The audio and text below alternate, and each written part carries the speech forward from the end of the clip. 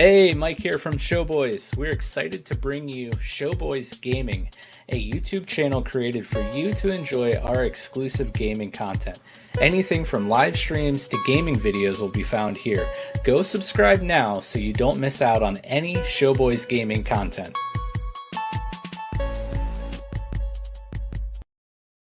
Hi, I'm Becca. And I'm Mike. And we're the Courtneys. We're the hosts of a new marriage and relationship centered podcast called Couple Conversations. We're not here to give marriage or relationship advice, but instead we're just going to have some honest and thought-provoking conversations about our relationship. After 10 years of marriage and the chaos of parenting, business ownership, and being content creators, we thought it was important to focus on dating each other and keep the spark alive in our marriage so when we're old and wrinkly, we still enjoy each other's company. Each week we'll be going through a series of questions to have honest conversations about our relationship, as well as occasionally be joined by other couples to hear their stories and advice. We just want to share the things that we've learned along our journey and remind you all to continue to date your spouse. So join us every other Friday at 8:30 p.m. Eastern Standard Time, beginning October 8th, and join the conversation. Hey, Nick from Showboys here, and I want to invite you to become a member of the Showboys Discord. Our Discord is the one-stop shop for all things Showboys, from announcements to fun conversations, and of course, memes. Come get to know the Showboys staff and our growing community of pop culture fanatics.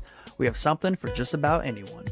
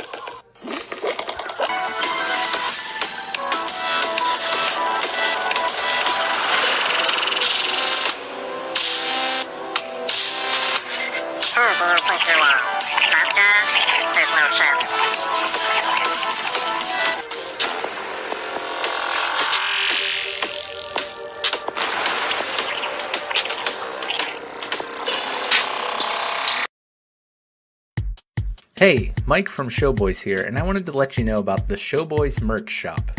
Go check out our classic collection featuring our classic Showboys logo.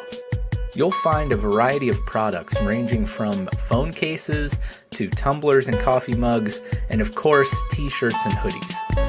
Head over to linktr.ee/showboyspodcast for the link to the shop. So what are you waiting for? Head over to the Showboys merch shop, help support the podcast, and grab yourself some Showboys swag.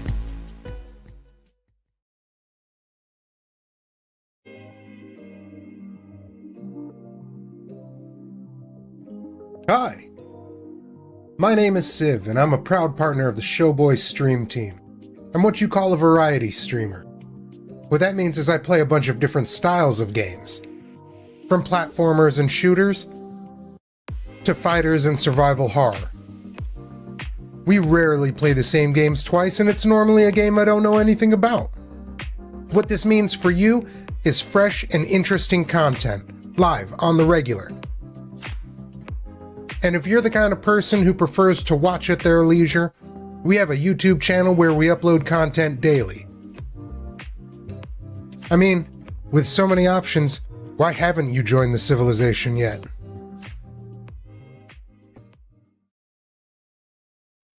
What's up, guys? Chad from Showboys. Just wanted to remind you that we have officially launched our Patreon. Head over to Patreon and check out the exclusive content offered for each tier. From the ability to recommend a topic for the show, exclusive Patreon-only episodes, the chance to appear on an episode as a guest, and much more.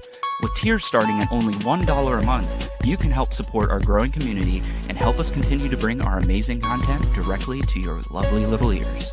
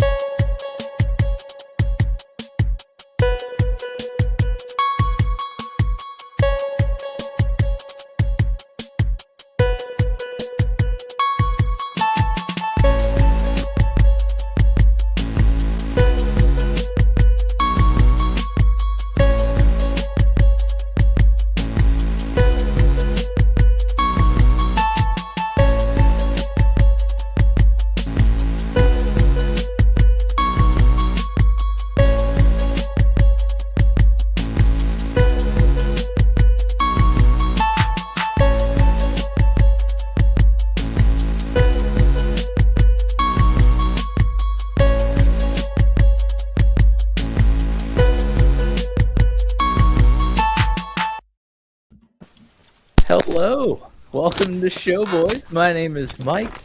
I'm joined with my good friends Nick and James.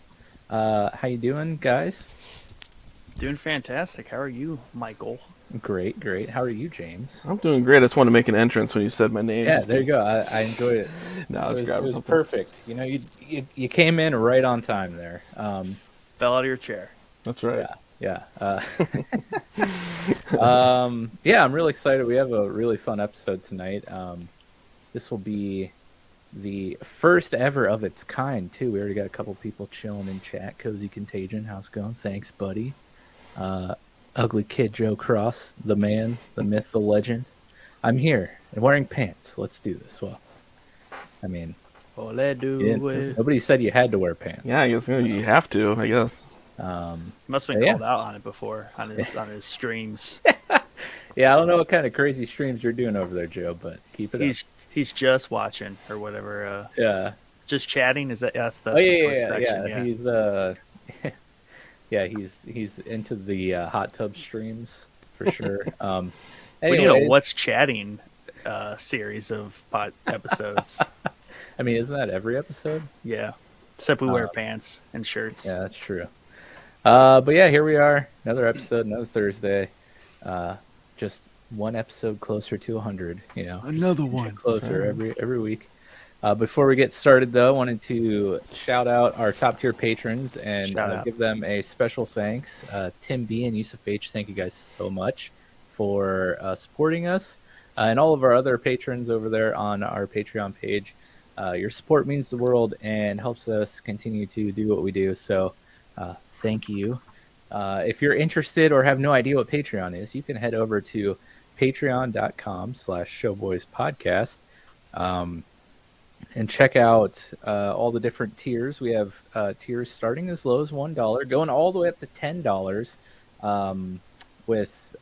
They all have different perks and rewards and benefits. So go check it out. And if you feel so obliged to support us, you can do it there. Thank you so much. We have a merch shop.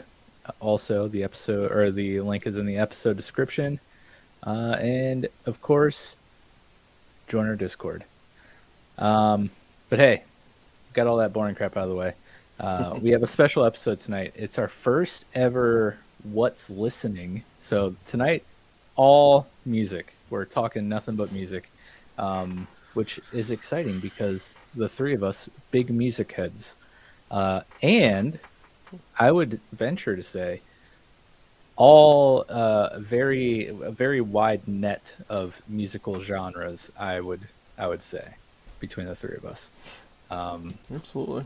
But yeah, so James, you're new here. This is your first time on the podcast. Yeah. A good friend. You know, we go back. Mm-hmm. We've even done music together, which is cool. Yeah. But yeah, man, why don't you start off just telling people maybe your like background in music? I don't know. That might be a cool thing to know. Yeah, absolutely. And my cool background shut off. So I'm going to pull that back up here in a second. But I was all ready, man. And everything's just like. But yeah. So in a nutshell, I'm James. I go by James the Professor because I'm a professor at Kent State University and stuff. And I thought that would be it's a funny way to address myself because it's really pretentious and I like to be. But it's ironically pretentious. So, but no, Mike and I, we go back.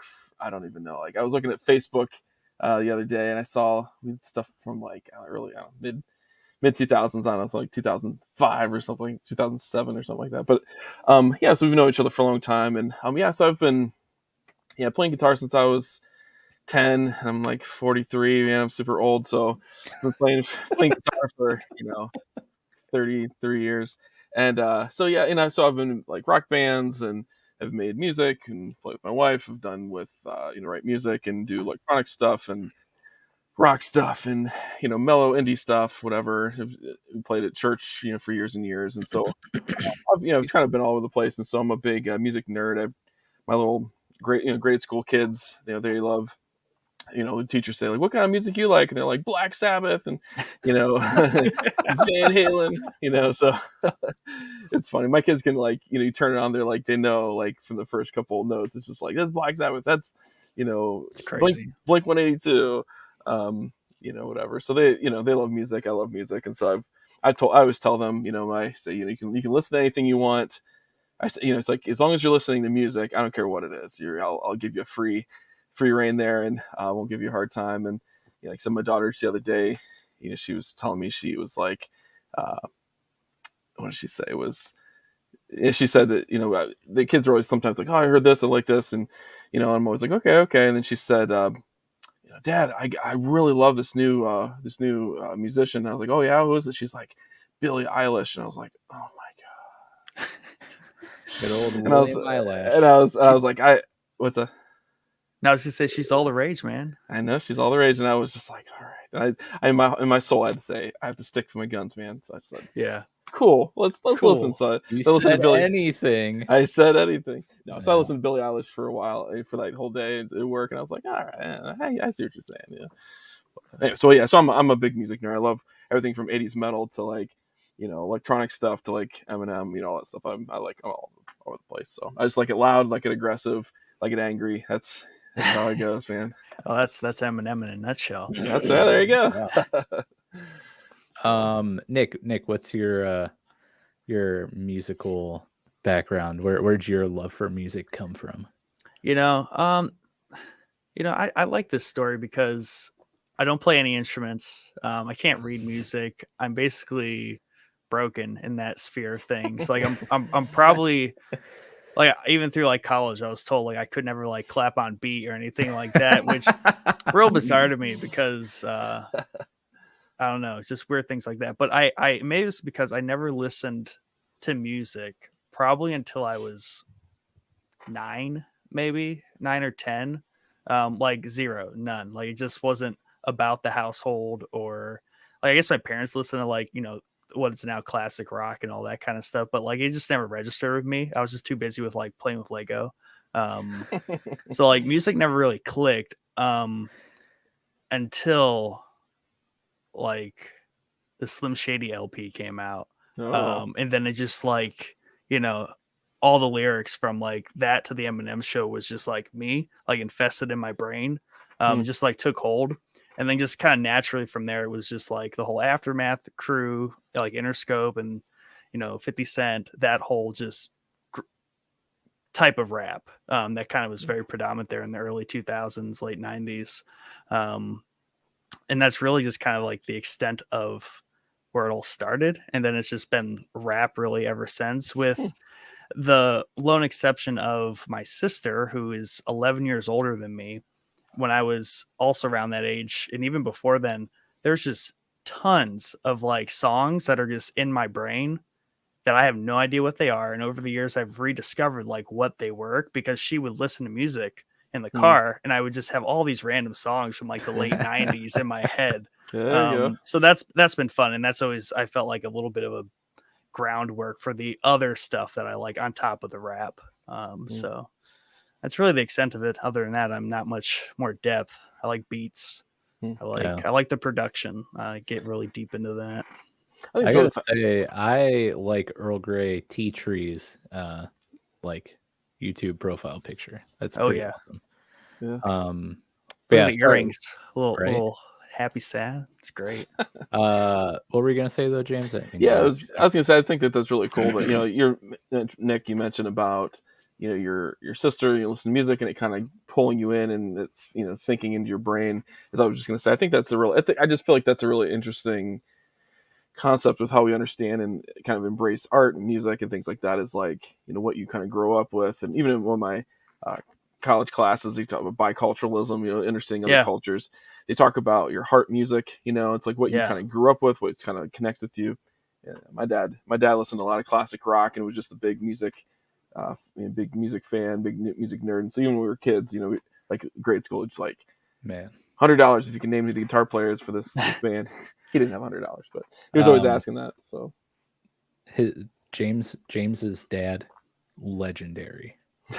Legendary, I bet. Butch is one of my favorite people on the planet Earth. Shout out. Seriously. Shout out Butch. Butch. That's right. No, dude, I love Butch.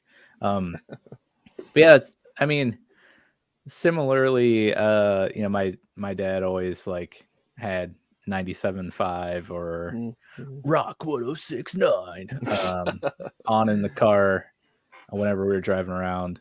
So I grew up a lot on, you know, classic rock. Occasionally he'd let us listen to our like top 40 stations. But like I used to like sit in my room and try to like record the songs I liked on cassettes, like whenever they would come on, like, oh, I gotta like hit record. But yeah, man, like music has been a part of my life for as long as I can remember.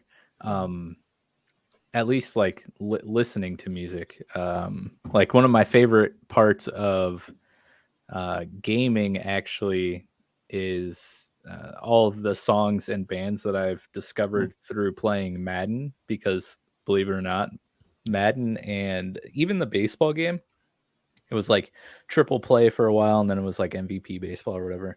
But those EA Sports games, I mean, the basketball games, they all have like really amazing soundtracks.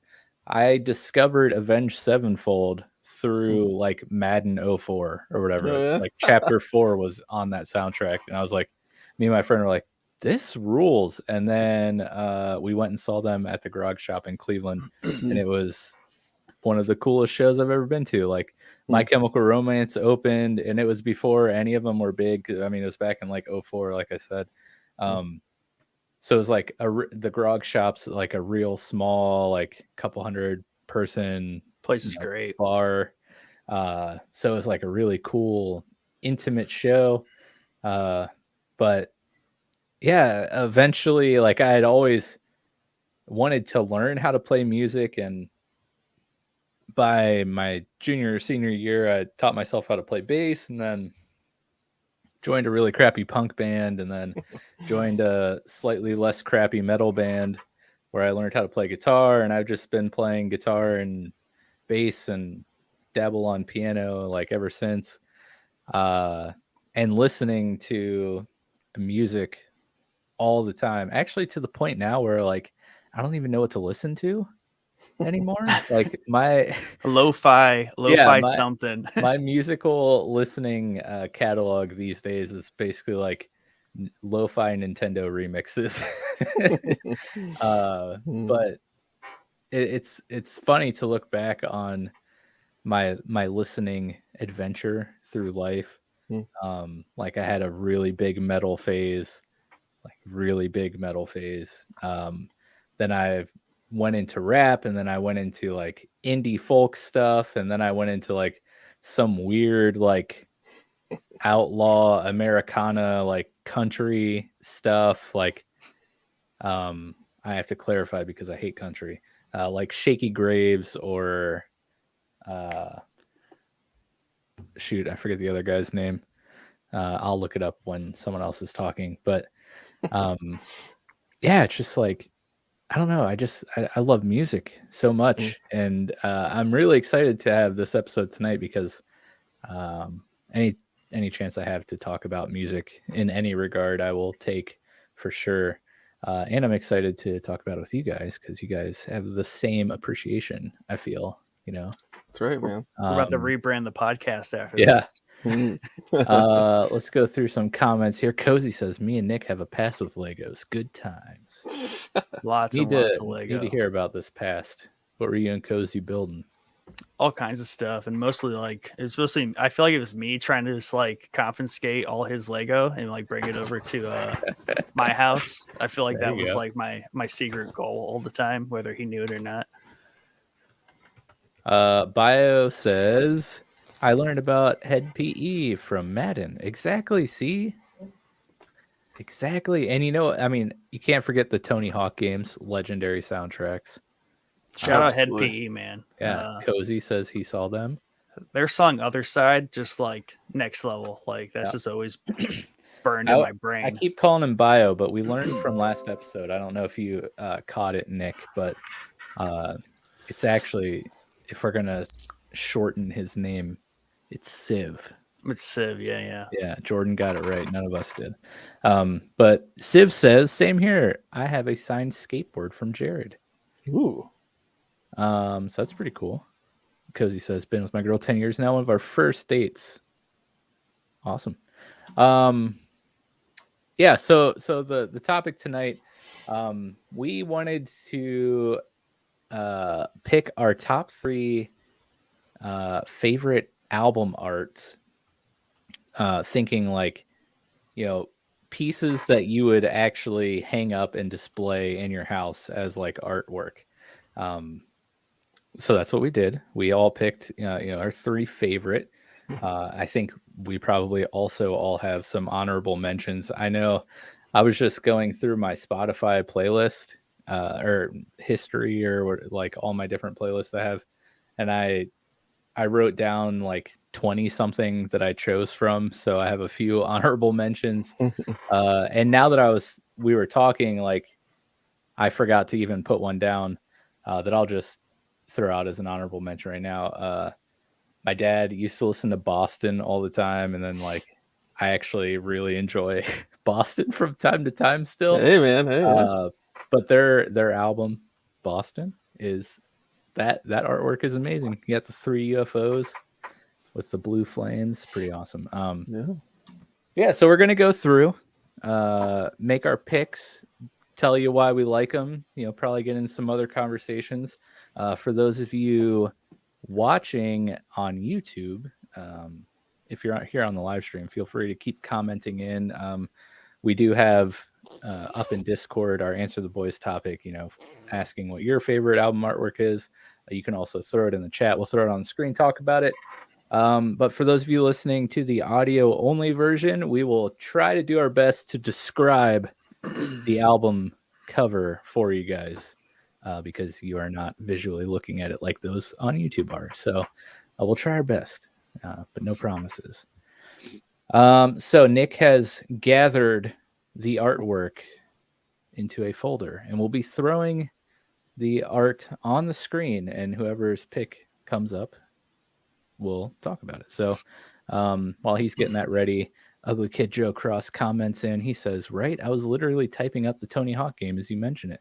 Sounds like a whole other show is brewing. Hey, that's not a bad idea. Talk about games with epic soundtracks. Yeah, man. This is going to be a can of worms, I'm telling you, because music's the one thing, right? I feel like I can compartmentalize shows and movies and a lot of other things in terms of like, oh yeah, these are my top 5. These are things I like this is for sure better than this. Music, like every time I start to do that, I just get sidetracked and I'm like, you know what? I can't do this. It's impossible because one, there's just like too much that I've heard. And like, I don't want to discredit anything by putting anything above it. It's tough. Like, music is just a never ending, like mental gymnastic game of just like, oh, but then there's this. If I say this about that, then that must be true about this. And it never ends. Oh, that's true, man. Well, I was going to say, actually, I will say before you get into this topic, I was thinking about this. I was thinking like, because the narrow, this whole topic has to get really ultra narrow, because initially the question is like, what's your favorite album? What's your favorite album art? And then you think, what's your favorite album art? Okay. And then it's like, but it's what would you hang in your house? Very different. So this is like a unique thing, because it's not just like what's cool. It's also like, well, what would you want in your house? And then there's another aspect of it's very subjective, because what kind of art do you like? Right. You know what I mean? And what would your wife approve of, so to speak? And so these are things that I ran through my head. So we all approach it from different angles, but that was something I had in my mind as I thought, like, as I was going through, I was like, looking at 80s albums, I was like, I don't know. Some of these are not really, So James isn't going to have any Cannibal Corpse up on his wall. It's true. It's true. Yeah. Well, a big part of the way I also like and interpret and analyze music is, what draws like conversation out of people. Like I probably, these aren't necessarily anything like my wife would like, or probably many that anyone would like on their wall. But I want people to ask me, like, why do you like that? Why is that hanging on your wall? Like, that's really why some of these are up there. Okay. and that's I need to get these on my wall. Yeah. You know, just especially like my idea is like getting the vinyls of it, because basically that stands as like a picture on the wall, and just like hang the vinyl up there Yeah. in its man. cover. It's a little cooler looking than like a CD case. Yeah. Or even a tape I will- case, which is like this little. Yeah, exactly. I will say the thumbnail for the episode tonight is very, very cool. I Yeah, would man. even, you know, take the text off there and hang that up on the wall. Yeah, man. You know, and I had my wife Erin step in and help me out with this one, because the original one was the idea, but I was like, there's something I want to be able to do that really kind of like takes us to the next level, and it's that what listening. And I like messed with that for a while, and I really like how that turned out. I hope you guys like it as well. I love that. But the what listening is actually kind of like a purple haze color, transparent, and it's actually the Dirty Sprite 2 cloud in the background. Yeah, so it's got this very, very like wavy, trippy that's sweet feel to it. Then with the neon green, I had fun doing this one. And then Yeah. you guys gave a lot of we have a very diverse 15 albums right here. Yeah, So that was fun putting that all together. So I had a lot of fun.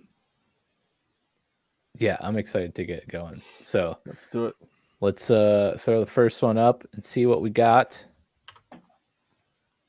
What do we have? The suspense is killing me. Oh, okay. So we got one of my picks here. Now, again, we didn't really do this in like order from, you know, 3 to 1 or 1 to 3.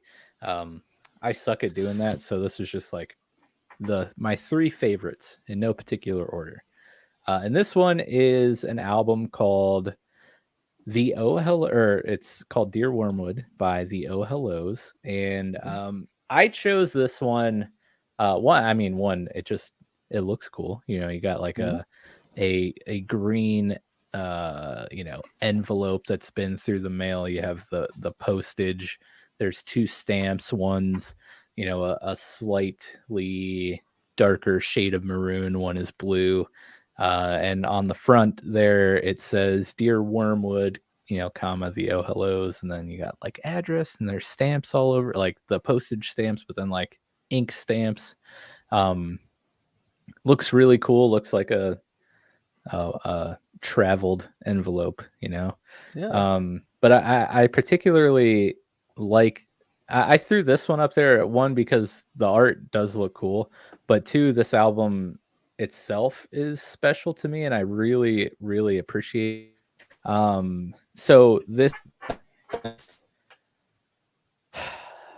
a concept album based off the Screwtape Letters, which is a book by C.S. Lewis, which you may know from The Lion, the Witch, and the Wardrobe, and that series of books. But the Screwtape Letters, that is a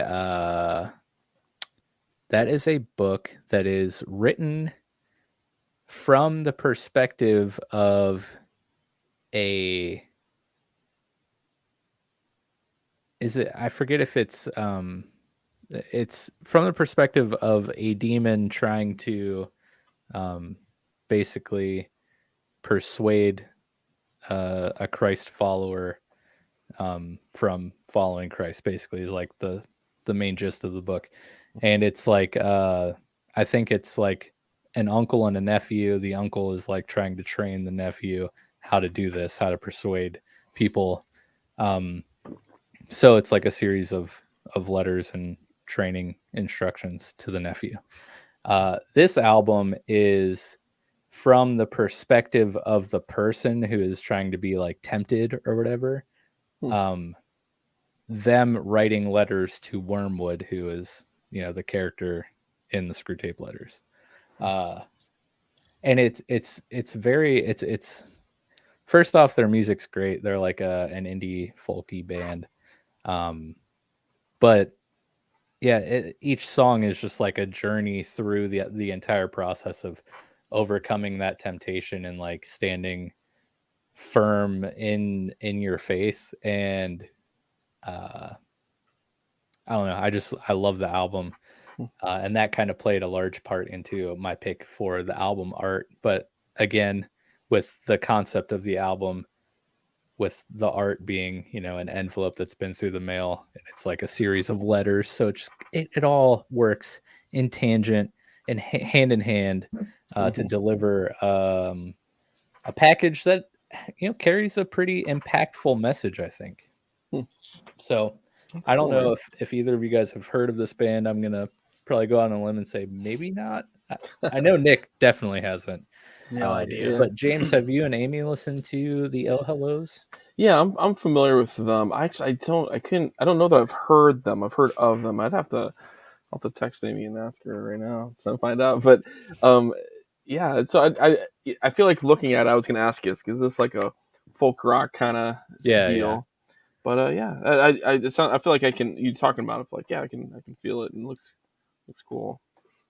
Yeah, but I would just throw that in a frame. I'd put it on my wall for sure. But yeah, that's cool. That's great, man. That's cool. I appreciate the background on that, and that's good stuff. Yeah, that's probably the one that is. It's probably the only pick that I picked that has any actual thought into why I picked it. Let me look at your other ones here. Yeah, so glad we just got that one out of the way. Start with a strong one for you. No, that's cool. Yeah, this one is cool. I like it has that vintage look, and it does kind of have that canvasy kind of like art look to it as well. So I guess that it checks that box. How big of a frame would this be in your house? Like whole wall, like little. Yeah, we'll just do an by accent 10 wall that is this album cover. No, I like your idea. So I'm looking off to the side here because this is a largely unused black canvas of a wall here. The only thing that's on it is my one acoustic guitar hanging here on a hook. But I like your idea of like the vinyl size, right? And just like, I mean, even thinking of the thumbnail, just doing this wall right here, just covered in vinyls. Yeah, Becca probably would flip out and love it because it's awesome. Yeah. Maybe I doubt it, but I would love it. I would say I think that does have a good aesthetic though. It's got a good, it's the world traveler feel, and I feel like you can do the envelope size even. But I feel like I feel like it's a good pick, man. I feel like it's got meaning, it's got some depth. It looks like it, I think that'd be something more, a good conversation starter. Well, thanks. I hope I set the bar high. I know I did for myself because it's all downhill from here. I can't wait to get to some of your honorable mentions. One of them in particular is just like fantastic. Yes. All right. What's next?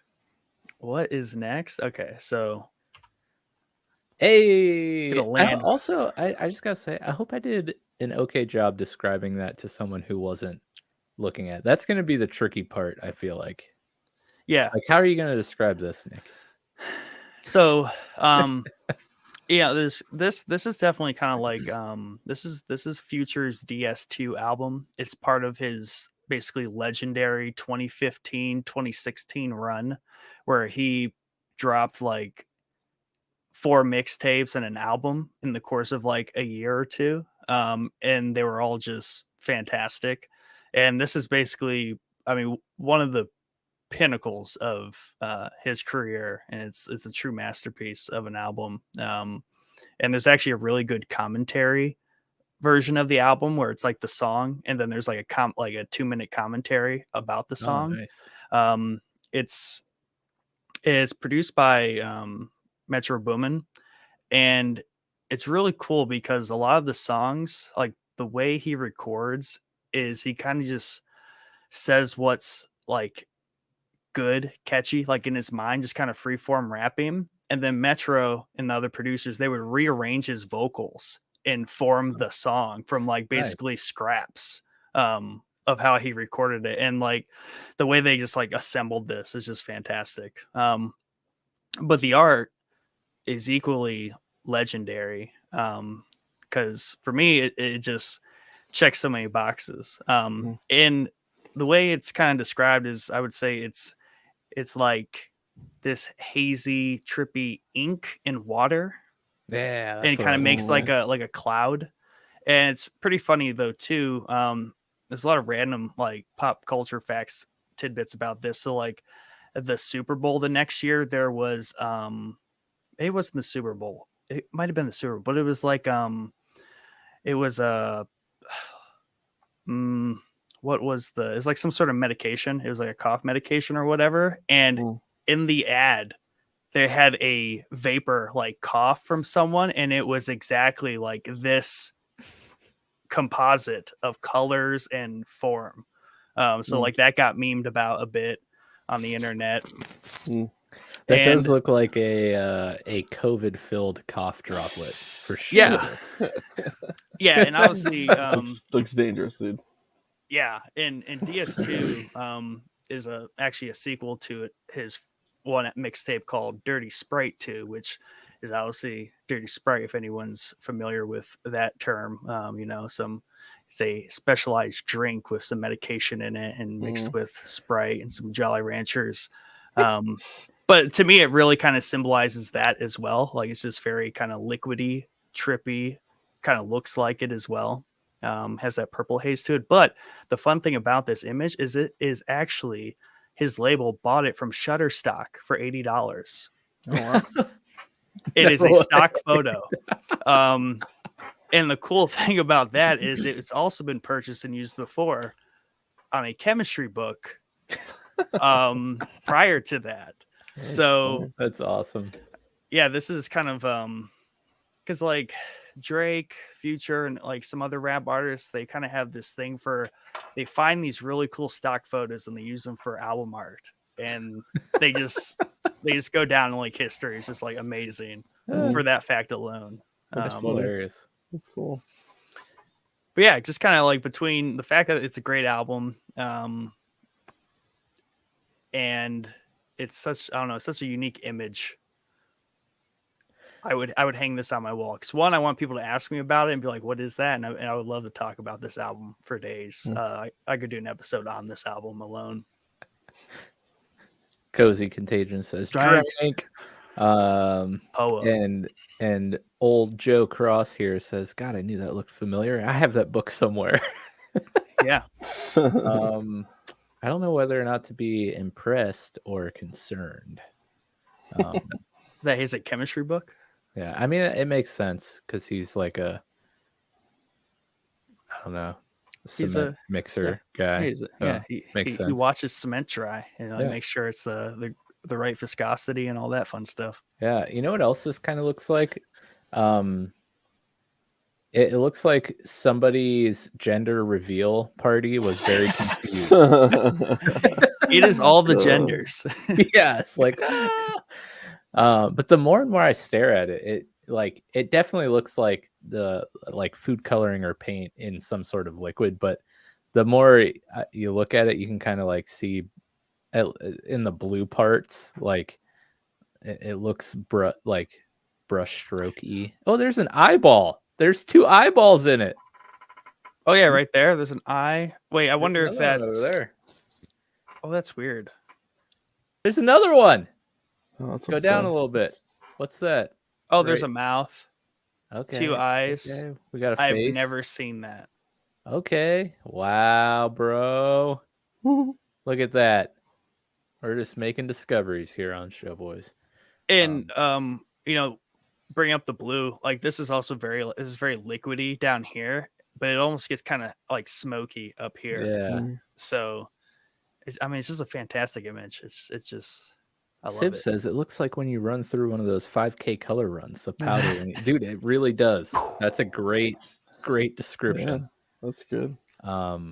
You did a good job describing that. That's a hard one to describe to someone who's not looking at it, Nick. Good. I'm glad. Look it up. It's fantastic. Yeah. But yeah, I don't know. It's great. I love this. This is like my phone screensaver for the longest time too. Oh, that would be good. If you take out the future DS2 in the upper left and the parental advisory in the bottom right, it literally looks like a piece of art. So Right. Yeah, absolutely does. that's crazy. There's a face in there. Yeah, that's definitely future. They must have modified that slightly. That's cool. Were you gonna say something, James? No, just saying, yeah, that's cool. That's cool. Yeah, I can see the face in there, and that's good. I can't unsee it now. I know. That's all I could see. I think I might have actually ruined it for myself because now it's a little. Thanks, Mike. Jeez. thanks for being observant. Yeah. Hey, Also, you lose some. one of the greatest intros to an album, the first song, it just sets it up perfectly. It's fantastic. I need to do a whole episode. I could talk about this album for like 2 hours probably. There you go. Breakdown episode. Just me. I'm here for it. What do we got next? Oh, we got James. You're up. Whoop, whoop. Boom. Nope. You got to talk about the chemistry book. So the chemistry. I'm a professor. 12th grade, M12. Is that what it is? Oh, yeah. He is the professor. Math said. 12, Yeah. chemistry. I teach management, though. I don't know anything about chemistry. I don't even have I don't know if I had chemistry, to be honest with you. I don't know. Yeah. Slow track. But here we go. You ready? Well, ready. Under oath. Okay. So this is the most, I would say this one took the most, what's the word? Direct approach in terms of how I approached this assignment. Is I said, like, I was going through all the albums. I was actually listening to this one. We drove to Chicago this weekend, and it's a great album. It is. And I was like, well, what do I have? What albums do I listen to that I would like want on the wall? And I will say, like, so in my world, I will say, as I was kind of going through this, at least it's kind of set this up as saying, like, what would I want on my wall? And I went through like a lot of 80s albums, a lot of things. I was like, nope. But in the 2000s, there's better, digital cameras, and like the imagery is a lot more kind of like crisp, And I saw this, I was like, yeah, like if you take off the wording, it's like I would love that on my wall. And I have stuff like that in my house, kind of thing, of that background. And I think, yes, in the heavy music world, the people who would have the most kind of like ambient, kind of like nice artistic covers are like progressive metal, some like heavy, I don't know, like hardcore. It's not hardcore bands, but Under Oath is like good. They kind of used to be kind of screamo back in the day. They would consider.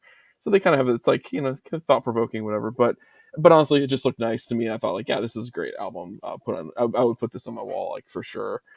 As an album, though, I love this one. It's very straightforward. They kind of, when they came out on the scene, they were originally kind of underground, more on the underground scene, so to speak. They were more just like real, just super heavy, kind of death metal type stuff. And then they at some point changed their lead singer, and so they got more kind of the whiny screamo kind of classic. They were one of the real big whiny screamo type of bands.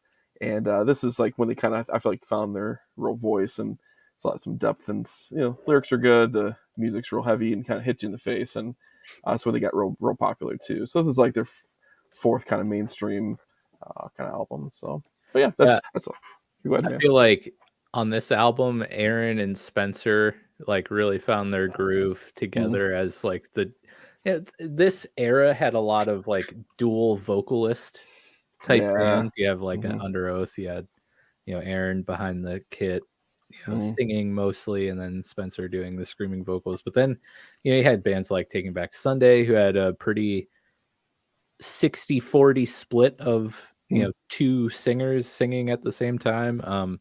But like I feel like this album, they sounded so good together. And then like you said, the music was very heavy on this album in particular. I listened to this one so much. But if you take away the text, Nick could throw it on his wall, and you might think, oh, we're on Tatooine, his favorite planet. I know, right? I mean, even your wall, you got several Star Wars posters. You got some Star Wars pops over there. Right, yeah, man. Oh boy, yeah, that's right. Chad's favorite planet. Yeah, man.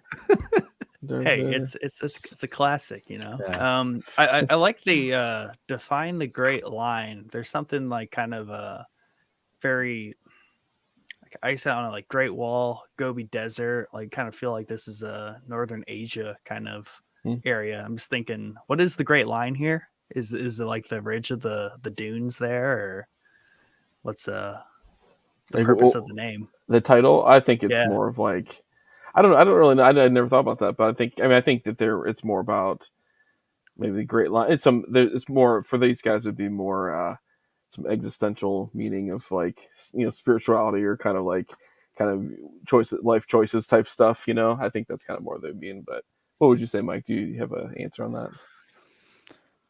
I would probably agree with you without having put much thought into it and listening to this album in so long. Yeah. But from like the type of band they were, that makes a lot of sense. Yeah. But yeah, that's good. Joe Cross says, OMG, I was thinking that too. One son away. Nice. It is. I mean, man. that's Luke walking on the ridge, and there's some Tuscan Raiders on the other side. Yep, and might as well be. Yeah. I always thought the Tuscan Raiders just sounded like walruses. Walrus? What's the plural there? I mean, that probably is what they sampled to make that sound.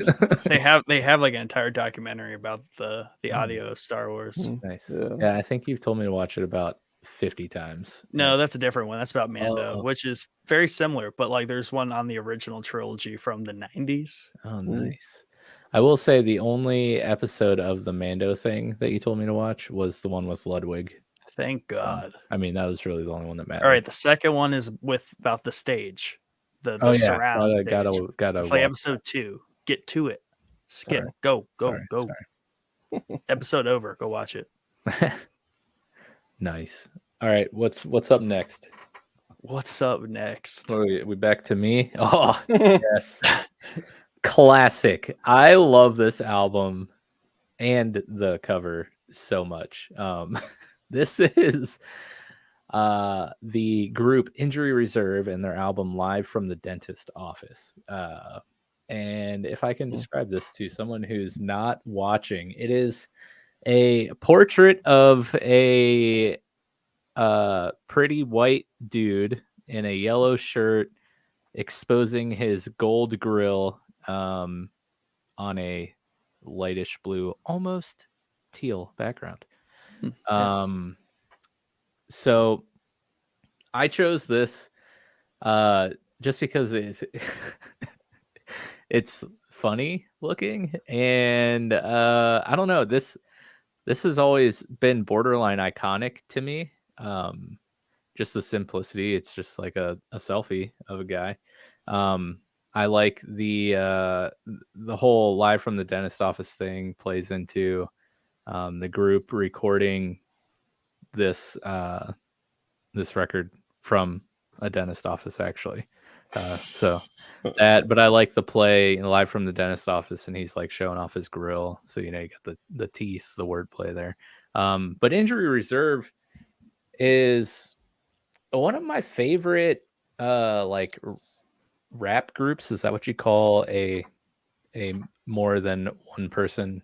Like it's a trio. Well, it's a duo of rappers, and then their producer. It's a trio, I guess. So yeah, rap group. Yeah, I'm not a huge rap aficionado as yourself, Nick, so I don't want to sound like a giant boomer over here. It's a great rap group, But a rap quartet? Just kidding. Yeah, exactly. But no, I don't even remember how I've stumbled on this band or this group. It might have actually been like little background. My day job is just basically spreadsheeting all day long. So like several years ago, it was traveling several hours away to go work out of county courthouses.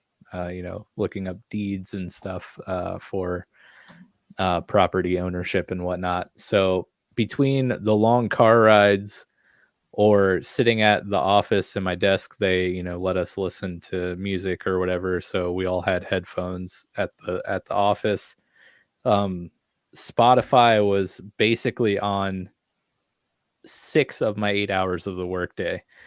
So some of my like Spotify year in reviews were absolutely insane.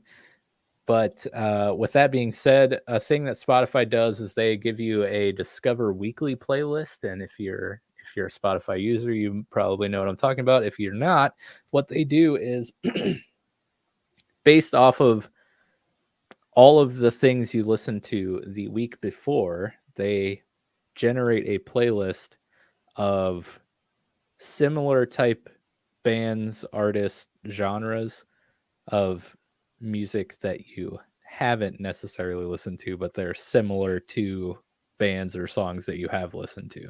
So it's a Discover Weekly. So the aim is to get you to find some new music. So I would oftentimes throw that playlist on. I think that's where I found Injury Reserve. In one of my rap phases, they probably showed up on Discover Weekly. In particular, let me look up the song. It was one song in particular that really pulled me in, and it's like, to me, it's the iconic like summertime song. Anytime right around this time of year, when I'm able, well, maybe in like a few weeks when I'm able to comfortably ride with my windows down in the car. Nah. This song like has to go on and has to be like turned up as loud as possible. It is called Whatever Dude. Great. Classic. But I love this band because they kind of bring back the feel of like late 90s, early 2000s, just like MC type rap. Like, I really don't know how else to describe it. It just has kind of like an old school type of vibe and sound to it, specifically this album. But they have a couple of their more recent songs, like Jailbreak the Tesla is a really good one. Oh yeah. I think Campfire might be one with Amine or whatever. But anyways, we're not talking about the music side. We're talking about the album art. I love this. I would totally put this on my wall. People might think like, why do you have like a weird portrait of a cousin of yours? I don't know. I mean, it could be related. I don't know, but I like it. It's interesting. No, I mean, this is, I don't know if I pick this one, but I do appreciate it because I like any sort of album art that puts the emphasis, right? The subtle emphasis on the grill and like the grill culture. And especially when it's just like awkward plain white dude that has this like a gold grill. Like that's just always fantastic. Yeah, and he's like, the expression on his face is, well, he doesn't have one. It's just it's kind of like, what is in my mouth right now? Like what's happening? Like it pains him. Like it's kind of like his mouth is still numb from getting a tooth pulled, and he just happens to have a grill in there. Oh man. Yeah. We caught him like right after the procedure. Yeah. I don't even know what the procedure is for getting a grill. So yeah, man. Joe Cross says he's staring into my soul. That's the point. Maybe I get this and like put it in the kids' playroom or whatever, and be like, "You're being like, we're watching you. We know what you're doing. You're gonna get in trouble." Put it in the bathroom, other side of the toilet, so just kind of staring at you. Oh god, yeah. Other side of the urinal, or yeah. If I had a restaurant, that's what I would do. I'd put it like atop a urinal, so when you're standing there, you're just looking into this dude's blue eyes. Yeah, see, I mean, it's got it's a multi-purpose piece of art that could be used for a lot of things. I will say, that is a whole thing within like album art is awkwardness. Yeah, exactly. He's staring into your soul, dude. If you just have the eyes, definitely the eyes of a serial killer. Like, you just see that part, he's definitely killed some dudes. True. Fantastic. Good one, Mike. Man. Yeah. All right. What's next? I'm excited. Oh man. The next one. Oh, this one's good. What? Not wrong. Wait, what I do? What's yours? We'll do that one. I don't know why that one's going next, but it's You all can you, do- James. It is All right. very cool looking. Okay, Yeah. let's do it. So yeah, my pick is so this is one of my top 3 picks. So it's Radiohead album. It's from Kid A, of course, you say. And I picked it because say this, like it's cool, it's indie, like it's a cool, like as a band, it's a good album, a lot of good stuff on there. So it's like I feel like it's like something that could be up on my wall in terms of just like it's like artistic, a little abstract. Got some pieces there. I've got literally art on my wall that looks just like this. My wife paints, and it's very similar to like a little bit of like that kind of little abstract kind of feel a little bit. But literally, if I said today, right now, hey Amy, let's put this on our wall, she would immediately put it on our wall. Nice. She loves it. She loves this album. I have this literal album up in my the vinyl upstairs. So it's like if I said let's do it, she said let's do it like immediately. So that's why I put it up here, because I thought like, well, you gotta have one that you're like, I'm literally I can put this on my wall like right now. It's a layup. That's right. So why don't you try describing it, the look here? Yes, thank you. Every time I forget this. So Kid A, Radiohead, it is a mountainscape, white mountains, kind of rough mountains with some kind of like rough graphics, like from like late 90s, I would say, kind of like laid over top of it a little bit, kind of like some gray streaks and stuff like that.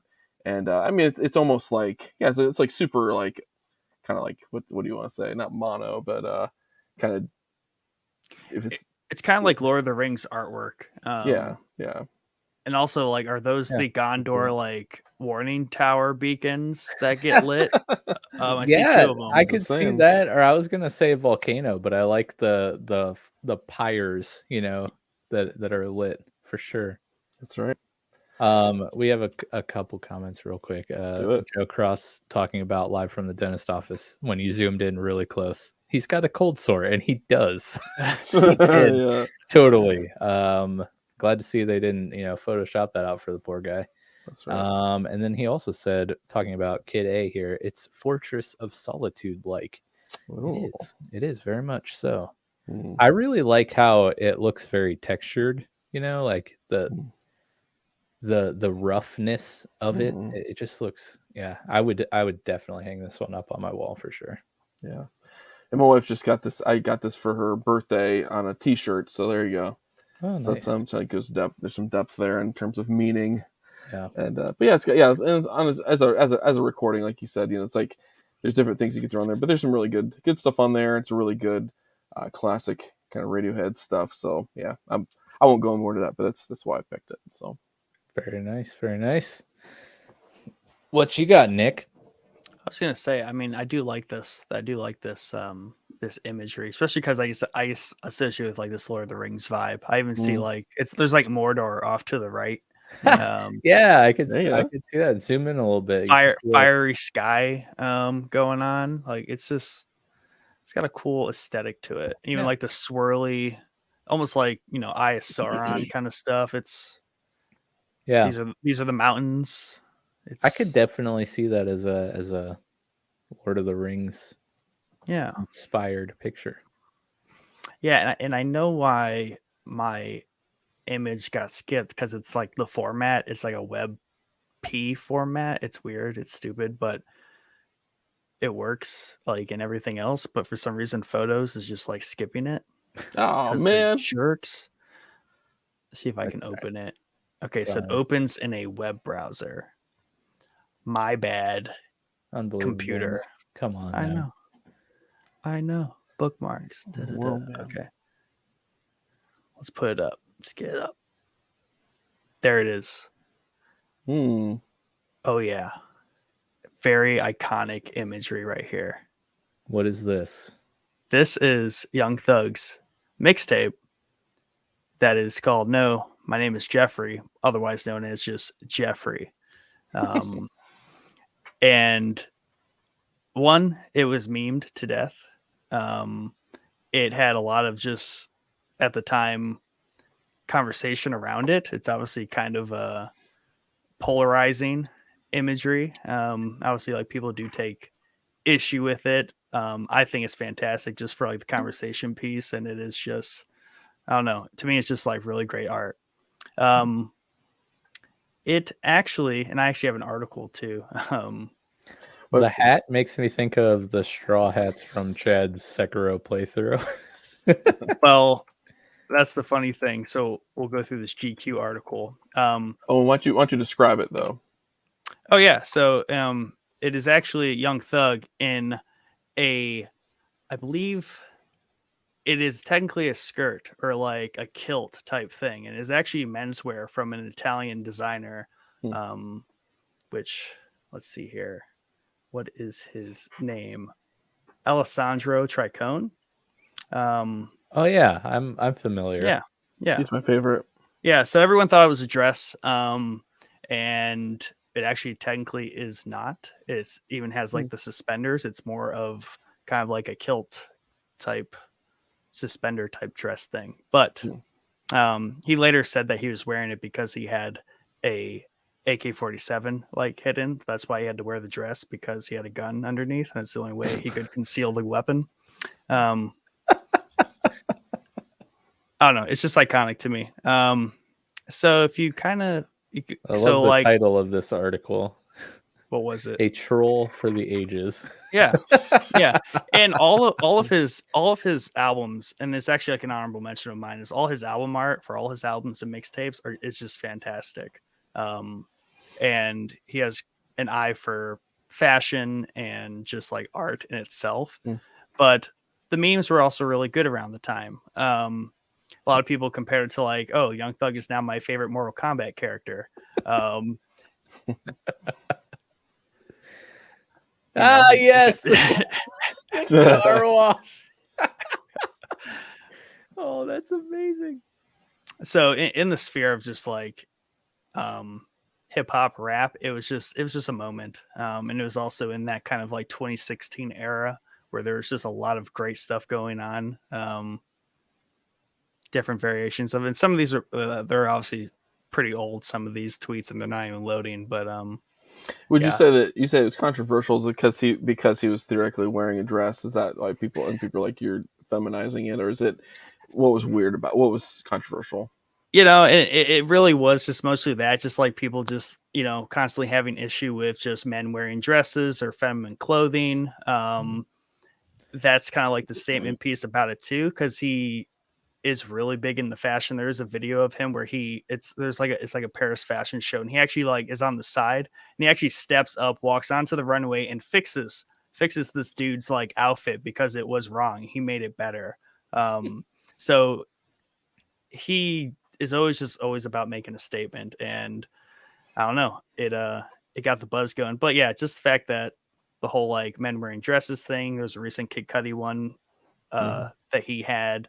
And really just has a statement piece. But I also think it's just really, it's a really cool outfit though too, if you really kind of like dig into it, because it's just kind of like more of a suspender type outfit in my mind. It's like he was shrunk down in Honey, I Shrunk the Kids, and a coffee filter fell on his head.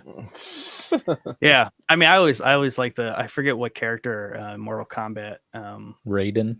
Yeah, Raiden. That's the best one. And he's just like ready to fight, and he's got like the swords. Yeah. But it is also one of my favorite albums by him, or mixtapes, and every single song on the album is named after one of his like other musical idols. So they're just named things like Kanye West, Wyclef Jean, Rihanna, Harambe. Not a musical one, but he just idolizes Harambe. Rip. Poor gorilla. Rest in peace, Harambe. Rest in peace. But yeah, it's mostly there because I really like it, and it would just be kind of like a statement piece hanging on my wall, because I know absolutely everybody would ask me like, what is that? It's a fantastic album is what it is. So far, both of your picks have been very like, that literally looks like a piece of art. Yeah, exactly.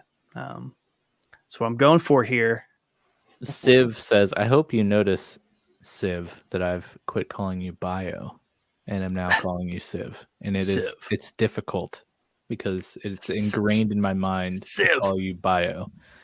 But anyways, he says, I mean, I love it. I'd wear one if I had the hat. I'd want mine in red, though. Black hat. Okay. Pretty cool. It is very kind of like he's playing Ghost of Tsushima right now. So Yeah. it does look like a straw hat. Samurai. So checks the box. For sure. I want to see Bio wearing that on the next stream while he's playing Ghosts. Or next time we go to the movie, which probably I said that really weird, but Ooh, nice. Back to Kid A. All right. So what's next? Yeah. Ooh. All right. So Really happy you threw this in here because I'm sad that I missed it. But how could you miss this? So for my last of my three favorite would be Childish Gambino, Awaken My Love. And I actually had two Bino albums on here. The second one being Because the Internet. But I felt like I already had like the awkward like portrait of a dude. Mm-hmm. This is not an awkward portrait at all, and it's very comforting. not at all. Describe it. Can you zoom in a little bit? Because I want to see like what's going on behind the head here. Like, this looks like water? Is it? Yeah, is this like underwater? Like, what is the white around the face? Like, there's so much unknown about this picture. Why does this person not have pupils?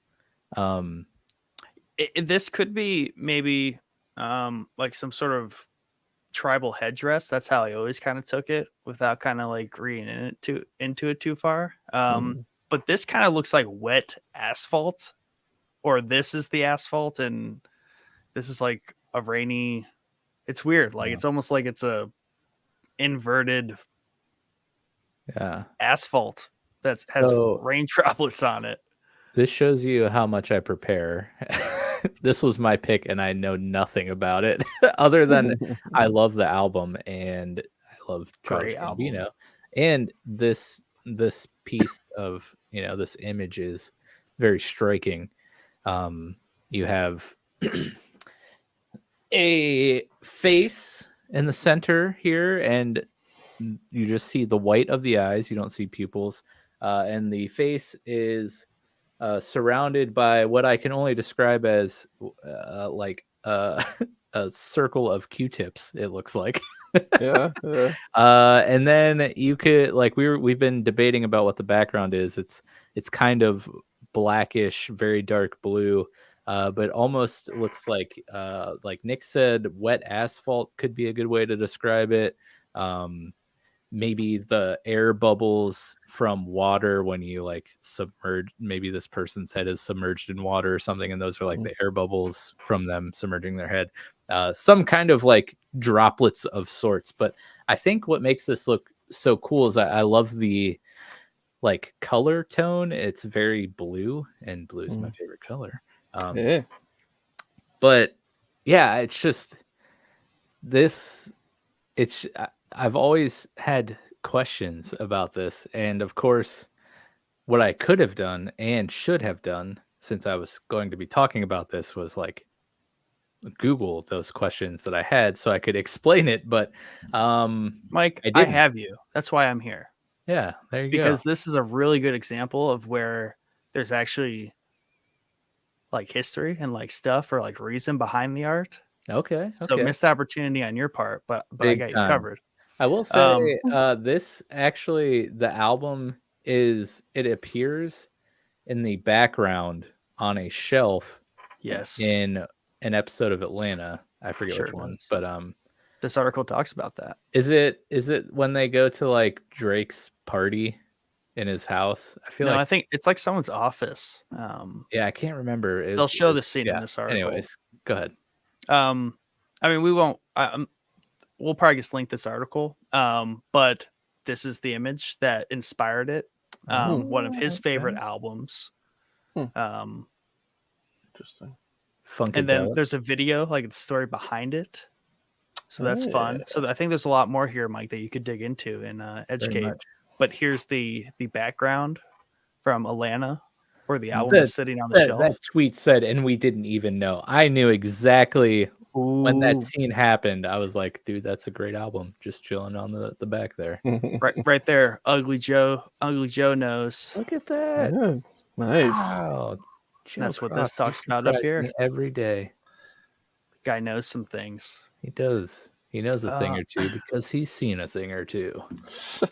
And obviously, there's a video of the deconstruction of the making of Redbone, the best, one of the greatest songs of recent times. Yes. But I got to know, like, are those Q-tips? Because it's probably in this video right here. I don't think those are Q-tips, but I'm telling you, I think it's like some kind of headdress. Well, I felt. I mean, my initial impression, I was like, it's an African, mask, African headdress. That's what they're going for, at least. So I would say, Mike, I have to point this out, and I need you to hear me. So you like provocative album covers. You like things that kind of mess with your head a little bit, kind of get your attention. The covers you picked are like so uncomfortable for me. I don't find any type of like. Even the two of the three. I mentally was uncomfortable. I mentally wait. Which one envelope? Which one? The first one, the Dear Wormwood. Oh no, that was good. That was good. Aside from that, James actually can't go get his mail ever. He has like a weird crippling fear of postage. That's upsetting. No, but your last two. I was just saying. I was saying no. You definitely have a. And I'm saying I'm pointing this out. I was being kind of facetious, but I'm actually pointing this out because I think this is an interesting kind of idea because like you are really, I mean, they're your top picks of like these like provocative images that are like uncomfortable. I mean, this is very uncomfortable to me. I watch this, I look at this, and I'm like, she's got no eyeballs. It's like I'm just like, it makes me very uncomfortable. And same with the last dude. It's just like I gotta quit looking at it. But like the cold sore gets you every time. Yeah. Oh my gosh, I did see the cold sore. But what it is I'm saying what's interesting is that like that the idea of art and the idea of and album covers are art, and it pulls you in or it doesn't. It kind of polarizes, and it's provocative. When I say provocative, I mean it elicits an emotion. I think. Yeah. And I love this. This is a really good album too, and in my perspective too. And but yeah, this is like I'm just saying I think that's interesting because that is a whole way that I was thinking about this like back before the internet, before you could try things. You had to but excuse you don't mind him. I meant to say it nicer, it just came over.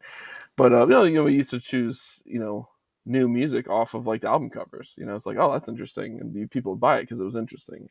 It make them either uncomfortable or kind of look cool or look tough, whatever.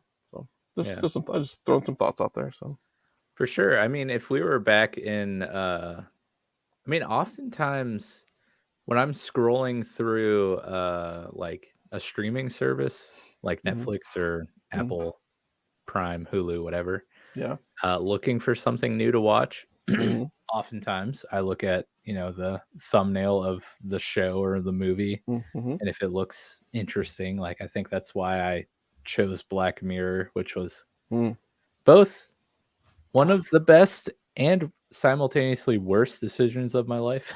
Oh my gosh. Was discovering that show, knowing nothing about it.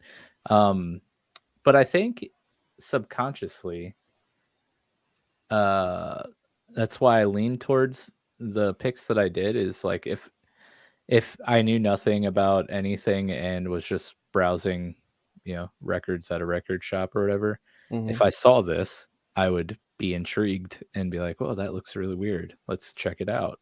And then, which I think is the purpose, right? Other than, trying to convey whatever message you're trying to convey. The other intent is to pique interest, right? And this definitely does that for me. I would say the emotion that provokes in me is like he's trying to elicit an emotion. I'd say like blue nightmare.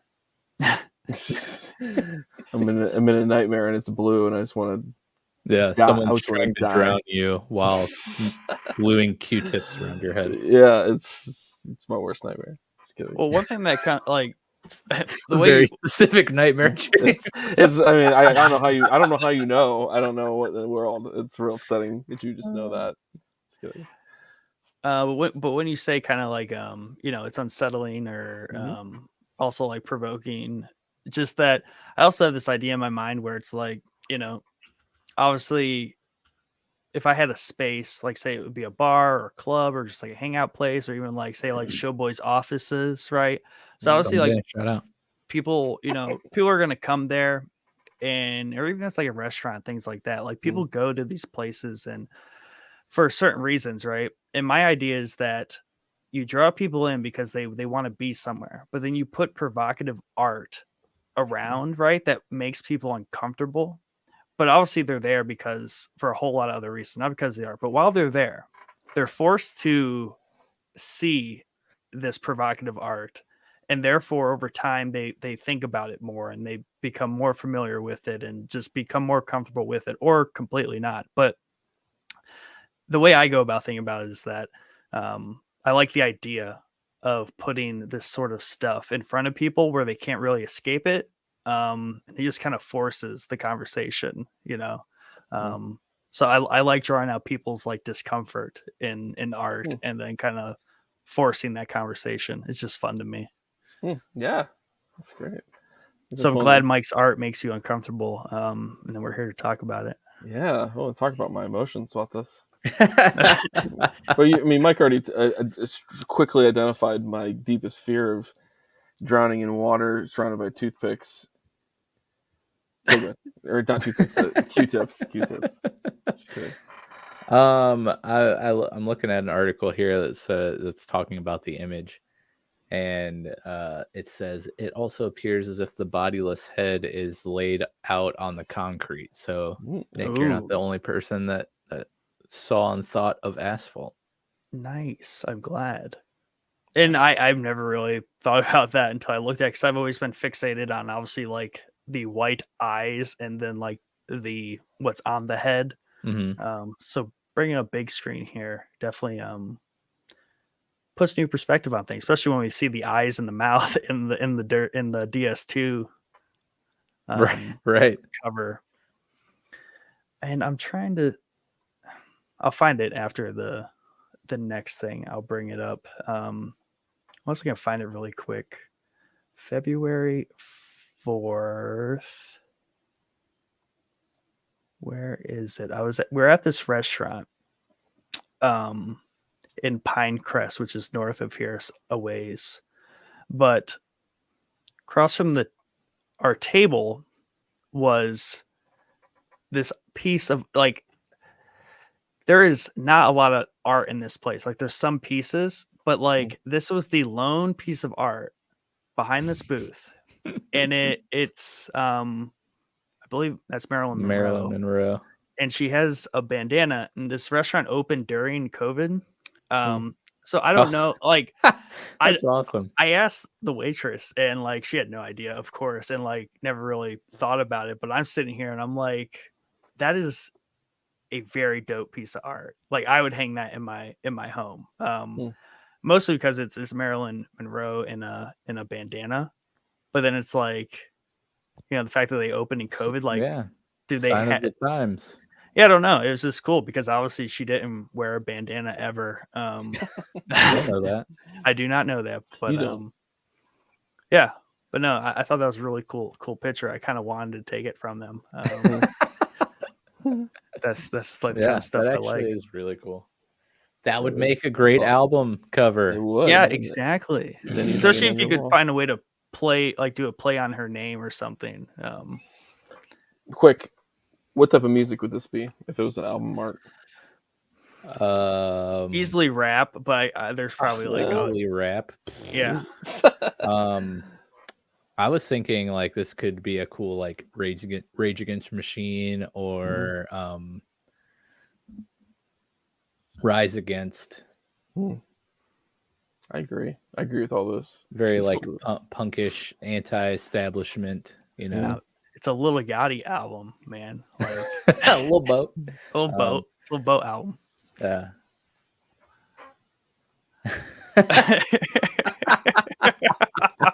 Yes. Oh, Joe's, you're just killing me tonight. Marilyn Monroe. Yep. Boom. The COVID tapes. Oh yeah. The COVID tapes. Love it. Oh, that's So great. good. All right. Glad we got that out of the way. Civ says it's rap. We used to sell shirts with this graphic on it. Oh, Oh, nice. well, see, dude, Civ, man, I love his parts of his life we get to I know. unpack. He literally knows a thing or two because he's actually seen a thing or two or yeah. 5. Most random stories from Civ. I love it. Yeah. All right, we moving. We moving. Yeah. Do it. All right. Don't want to make James afraid anymore. Yeah, you're This one isn't scary at all. It combines a few elements, I feel like, of past things. And this is Juicy J's, I believe, 2011 album, Stay Trippy. And it's actually his first like kind of mainstream album after his kind of like leave from 3-6 Mafia. Not that he left it, but like he did break out in the early last decade into his own solo act. He actually just got done doing a 5K color run. Yeah, exactly. And see, once again, I guess I like the 5K color run splashes of paint and color. But to describe the image, it's Juicy J in basically a kind of casual tuxedo or suit, and he has a woman in basically her underwear holding onto his leg, and they are covered in red and green paint while he's holding a champagne bottle. It was a Christmas 5K color run. Christmas 5K color run. He definitely has a grill in, as he always does, and he has some very nice shades on, and he kind of has that like, what the heck, or like, let's go, or why did you throw paint on me? Why did you throw paint on me? I was literally trying to take an album picture right now, and you just threw paint on us. What the heck? So yeah, and okay, so the reason I like this is this came out while I was in college, and this album is just packed full of just like party bangers, like from front to back. That's really all this album is. A lot of good Memphis kind of like middle South rap going on. Lots of good beats, and this imagery just kind of, for me, captures that period of time for me. Like, this was basically how I felt when it was time to go out and party. This is the aesthetic I was trying to like carry in my mind. But it's also Stay Trippy. So obviously it's kind of like formal wear, but then it's kind of tripped out with some colors and paint is kind of splattered all around. And once again, it's kind of a very artistic. It reminds me actually a little bit, now thinking about it. What was that movie, that horror movie we talked about with Wendigoon, Mike? I mean, at the end where like they're in that art display. Oh, shoot. BioCiv made us watch it. Yeah. Oh man, Murder Party. Murder Party. That's yep. It. So it kind of reminds me of that, where it's just like that room that's like an art exhibit, and it's just blood everywhere. Yeah. Murder Party. Yeah, it's a pretty funny movie. Yeah.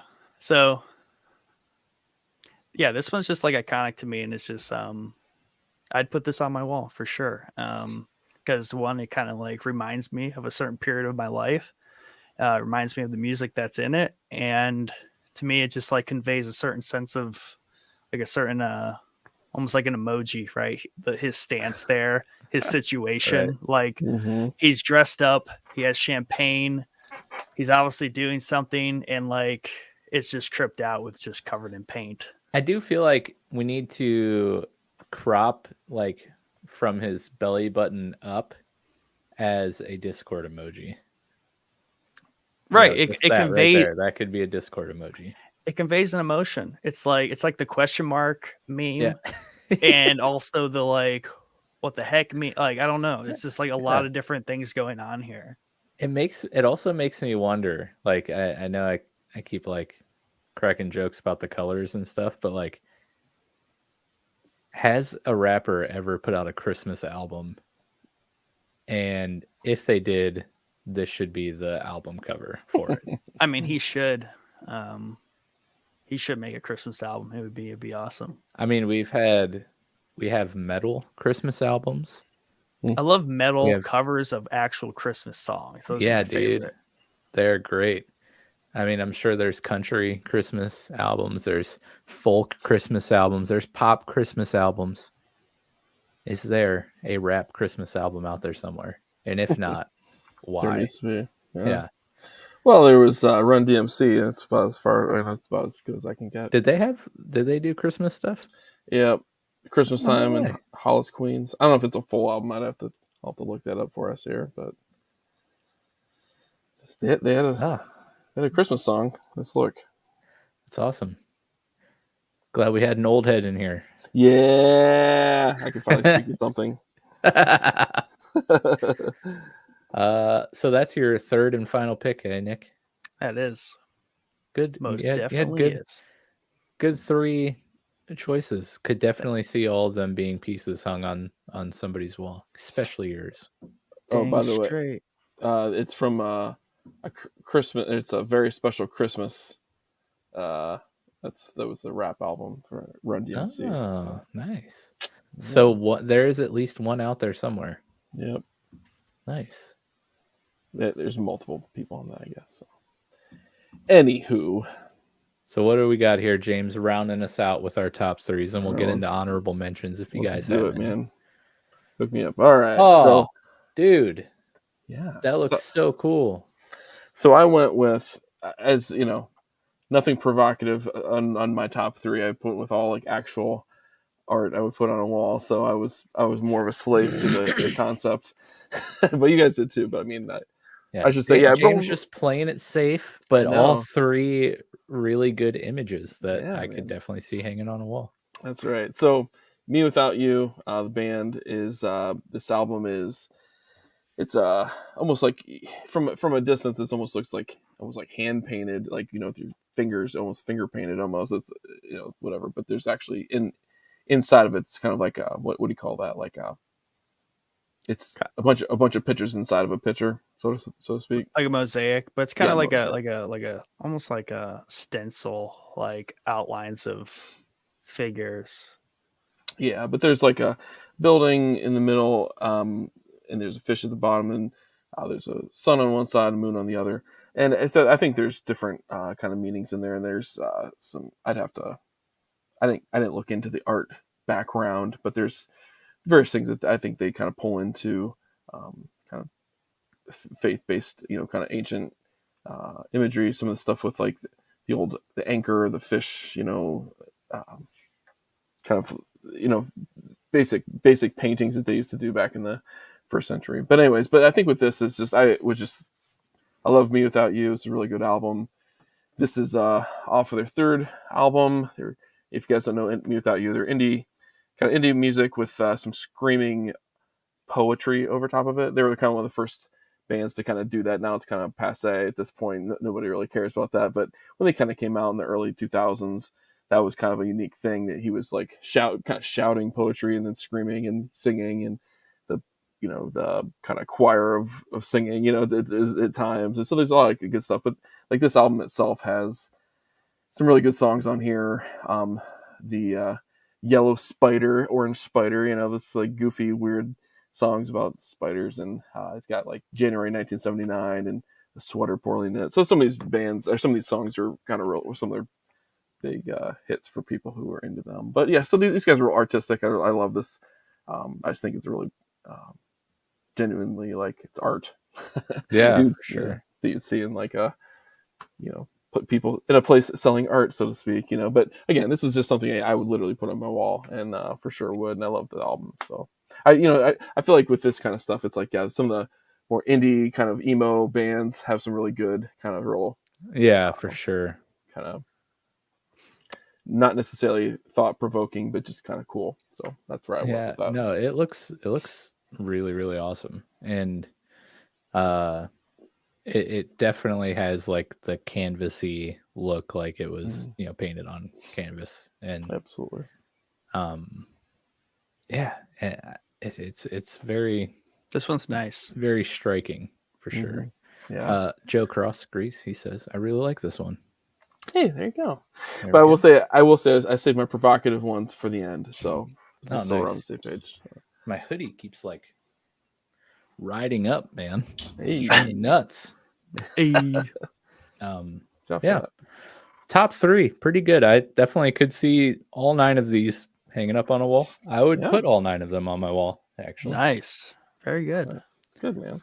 Yeah. So, like I said at the beginning, I had a lot of options to choose from. So I picked a few honorable mentions, and hopefully Nick will be able to pull images up of these as I talk about them. I probably won't. I don't expect any of us to go like super in depth on any of these, but I wanted, sometimes it's hard to narrow things down to 3. So, Yeah. one of my first ones was Tyler the Creator's album Flower Boy. I mean, I think every album we picked, obviously we liked the album a lot, but I love the art on this one. It's let me pull it up so I can describe it to people. So it's like a picture of Tyler standing in a hilly landscape amongst some sunflowers with some clouds and a bunch of bees, and one bee covering his face. Don't forget it's McLaren down in the valley there on the Oh. road. Is that what that is? I couldn't tell if that was just like a bee really far away. Oh no, that definitely is. That's awesome. But it's a really cool picture. I love this picture. It's awesome. Another one of my honorable mentions is Joey Badass, All American Badass. This dude I actually discovered on a little show. I don't know if you've ever heard me talk about it, but Never. called Mr. Robot. He plays a side character in the show. And I found out that he was a rapper through there, and then I was like, oh, let's go check it out. And I actually fell in love with this album. It's again another probably provocative cover here. Great Especially image. because American is spelled with 3 Ks. You got him in an old rusty car hanging out the window, flipping everyone off. And what's the design on the flag there? Gang bandana artwork. So yeah, very interesting picture, and a very good and thought-provoking album, I must say. If you haven't heard it, I definitely recommend it. I have also the Midnight Nocturnal. This one is just, if you're into like 80s synthy, like synthwave, chill wave type music. I am. First off, the Midnight is a fantastic band. But this album cover basically is just screams 80s. It's got the neon colors. You're in the driver's seat of a car. You have like the speedometer and the steering wheel, with like the neon blues. You have like a little bit of water on the windshield, and the streetscape is just neon lights. He's doing about 60. It's pretty respectable. So I hope that road that is lit up by the neon lights is a highway, or else it's not very safe. He's also riding with a half tank of gas, which is also, I mean, if it was today, that would just be flaunting his financial status, that he could afford a half a tank of gas. I think what this communicates is like it's like good cruising music because everything's just really like right in the middle, just like Yeah. you know. No, it's great, and just talking about this immediately got one of their songs stuck in my head. So I love this band, and they have a lot of great music. If you're into like the synthwave stuff, it's very good, like background while you're working, while you're driving. I like to listen to it while I'm mowing the lawn, out there with a little push mower. 6 miles per hour. Yeah, exactly. The yard looks terrible, but I got it done pretty quick. My last honorable mention here is another legendary artist and album cover, and this is Riff Raff's album Pink Python. I mean, if you know anything about Riff Raff, you just got a side profile with the legendary mullet, the legendary penciled weird beard, sideburn design goatee, all this on the like backdrop of course pink snakeskin, classic. I mean, Riff Raff, come on. I don't even feel like I don't even have to say anything else. It's also surprisingly got a few bangers on it. Maybe that's not surprising. I don't know. You tell me. Have you ever listened to Riff Raff, James? I have not, actually. What? I know, man. But he's like the white Eminem. Is he? Yeah. He's the I forget all the people he's the white version of. The baseball player one is my favorite one. I forget. It gets lost in all of his like comparison lines that he does. Is he?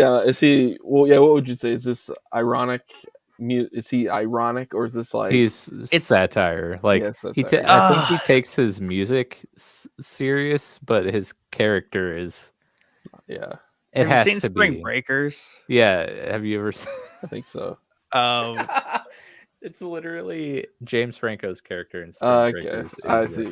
I got you. It's like the ironic or like satire, the fact that he is half as good as like he kind of is. It's like, weird. He is kind of a good rapper, but also like kind of not a good rapper. But like there's enough of both to just make you confused all the time while you're listening to him. Or at least that's how I view it. Yeah. It's weird.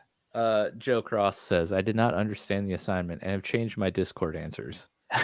We'll get to those here in a few minutes, but I want to hear Nick and James' honorable mentions. This was not an honorable mention, but was very close to being a pick and an honorable mention. And this is Hobo Johnson's album, The Rise of Hobo Johnson. And it's terrifying. Talk about scary. This is like a pencil esque sketch of Hobo Johnson looking rather psychotic, and also feel like this could be a great Discord emoji, like that far zoomed in. That needs to be a Discord emoji, please. But if you've never listened to Hobo Johnson, you should, and it would make this picture make a lot of sense to you. Yeah. This is one of my honorable mentions. Oh, good one. Just gonna toss this up here. This is the Slim Shady LP. I don't know. I just love this album cover. It's dark. It's gritty. It's very unknown right at the time for being like his first album. This album obviously made big splash on the scene. Basically like a pop culture tidal wave that just overtook the world at the time. But looking at this album cover, you don't really get a lot of it until you've listened to the album. So just a very kind of classic imagery in my mind. Then you got the goofy Slim Shady written in color, while the rest of it's very kind of like bluish gray. Dead body, child in the picture, not a dead child. but Correct. there is a dead body, also In a the trunk. child. Yeah. Right. Thank you, Mike. That was helpful. Yeah, no problem. Don't want to freak any audio listeners out there. I have to be honest. I've seen this bajillion times, and I never realized there was a kid in this picture. Yep. It's crazy. Yeah. That's old Haley. They went. They took mommy to the pier. Go swimming. Oh man. All right. That was your only honorable mention? No, I mean we're in random mode right now. Oh, okay. Okay, so this is my random. I was just like, I gotta throw this in here. I came across this one. Okay, so it's a Striper. I'm going like so old on this one. Super 80s. Yeah, 80s metal. So Striper is the first Christian metal band in the 80s, and so they're very controversial for their time. But anyways, this is a I don't know. It's like in the 2000s they kind of came back, kind of made a comeback kind of thing.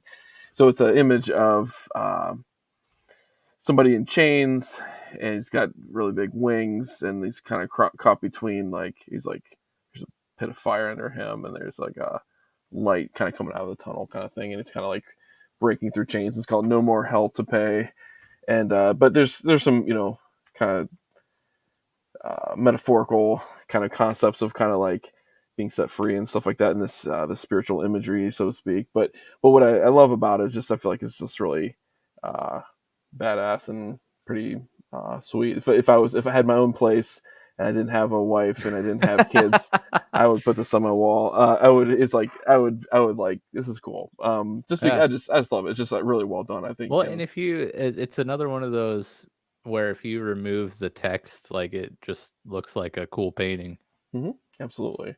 So I just feel like this, to me, I saw this and I was just thinking like, yeah, man, like this is everything I would ever want. If you're in a metal band and you're really trying to kick it, this is good. What do you say? Oh, no. I sang one of their songs at church one time. The congregation was very quiet afterwards. Yes. So Striper's one of those bands for me. It's like it's a guilty pleasure these days where it's just like he's just all in, man. He just does the screams and all that stuff. It's great. Little shout out to Joe. He's a streamer and he's a great one at that. But one of my favorite things about his stream, which he probably does not like that I do this so often, is one of his like Twitch channel rewards. So when you watch a streamer on Twitch, you earn points on the channel, and then if the streamer wants to, they can set up like rewards that you can use your points on during their stream. One of his is singing the comments. So like if a song comes on in the game he's playing or whatever that I'm feeling, I'll like make him sing through the comments to the song, like to the rhythm of the song. One stream his grandkid or kid, I'm sorry, I do not know Beluga Boy's relation to you, Joe, so I apologize in advance, but he's playing Roblox and there were some pretty great bops coming on, and I was like, you got to sing the comments to this song, and he does every time, and it's great. I love it. You should go check out his stream. He's a great streamer. But yeah, do we have any other honorable mentions, or are we ready to go into Discord? Oh, and this was my other honorable mention is nice. Sunny Day Real Estate. They're old school kind of emo band from the back in the day, and this is Diary. This image is of, if you can't see, it's little weeble people. I don't know what they call them, little people. I don't know, but old school like place. Bro, that's not very PC, dude. What isn't? You trying to get us canceled? What are you talking about? Little people? Oh no, I said weeble people. They call them. Isn't that what's called? Little people. Isn't that what's called? We prefer vertically challenged on the show. No, I'm just kidding. No, my kids have a lot of little people toys. Okay, Mike, you just said it. Just kidding. But what's your mouth? Anyway, so there's some toy people surrounding in a kitchen with the lights off, with the toaster on fire. I love it. And so it's just interesting. It's old school. I have no idea what they're trying to convey, but it's like definitely like, it's to me, it's a little creepy, a little kind of cool. Yeah. It's kind of got like a Fallout or even Control like vibe in like the stuff you find. Yeah, exactly. It's the beginning of the Threshold kids. Yeah. I particularly like the expression on the mom's face. She looks like the killer, and this one looks terrifying too. These two are smiling. Yeah. These two are kind of like sinister. Yeah. Yeah. This reminds me of a funny toast story, and yes, I have a toast story that happened on Sunday.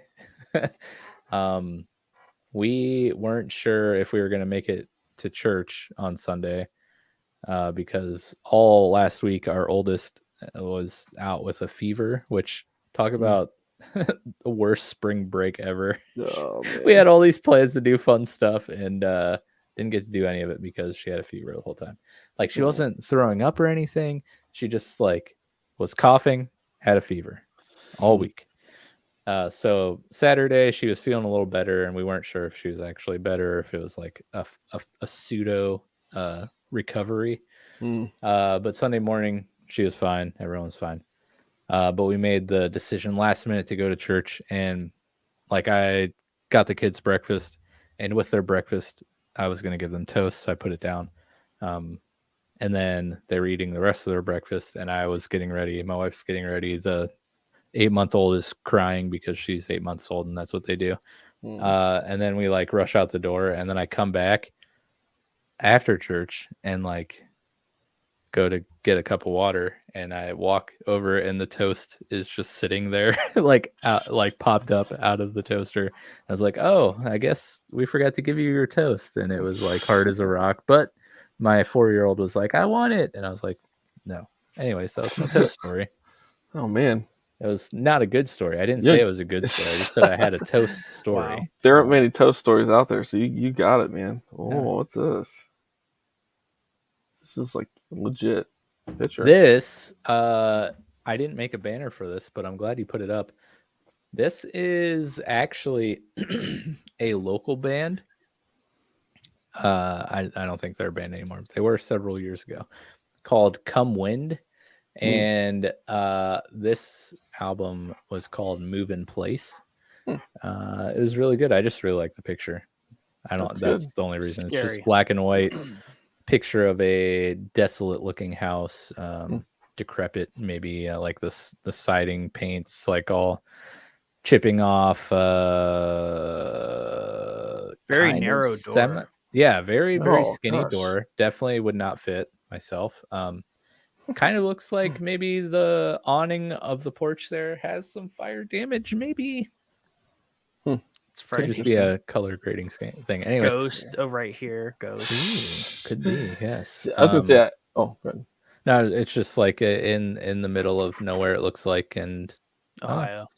Yeah, exactly. It probably is, and just a picture they took in Ohio somewhere. Yeah, That's great. Yeah, we'll say I hosted Come Wind in at our church back in the day, and we were supposed to have somebody else. They came and they did their thing, and they were too loud. We were next to a pet hospital, and the dogs were going crazy, and we're like, "Yeah, turn it down. I'm sorry." they were good though. Did you like them? They're good. I awesome. loved them. They're They really were good. so good. Shout out Come Wind. Yeah. Whoop.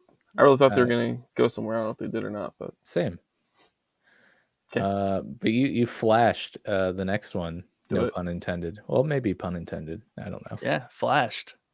This is Mac Miller's Watching Movies with the Sound Off.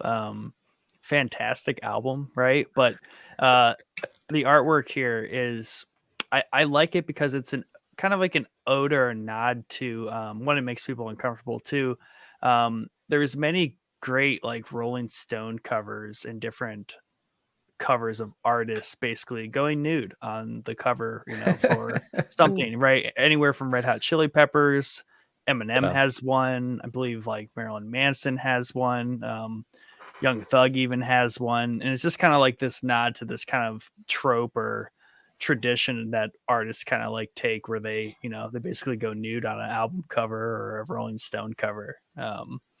And this is a really great kind of turning point in my mind for Mac Miller in his career, where he really kind of just started doing the very experimental music that he really kind of found himself comfortable in the the peak years of his career before his unfortunate passing. Rest in peace. I gotta say, his Tiny Desk concert is one of my favorite Tiny Desk concerts. I loved it.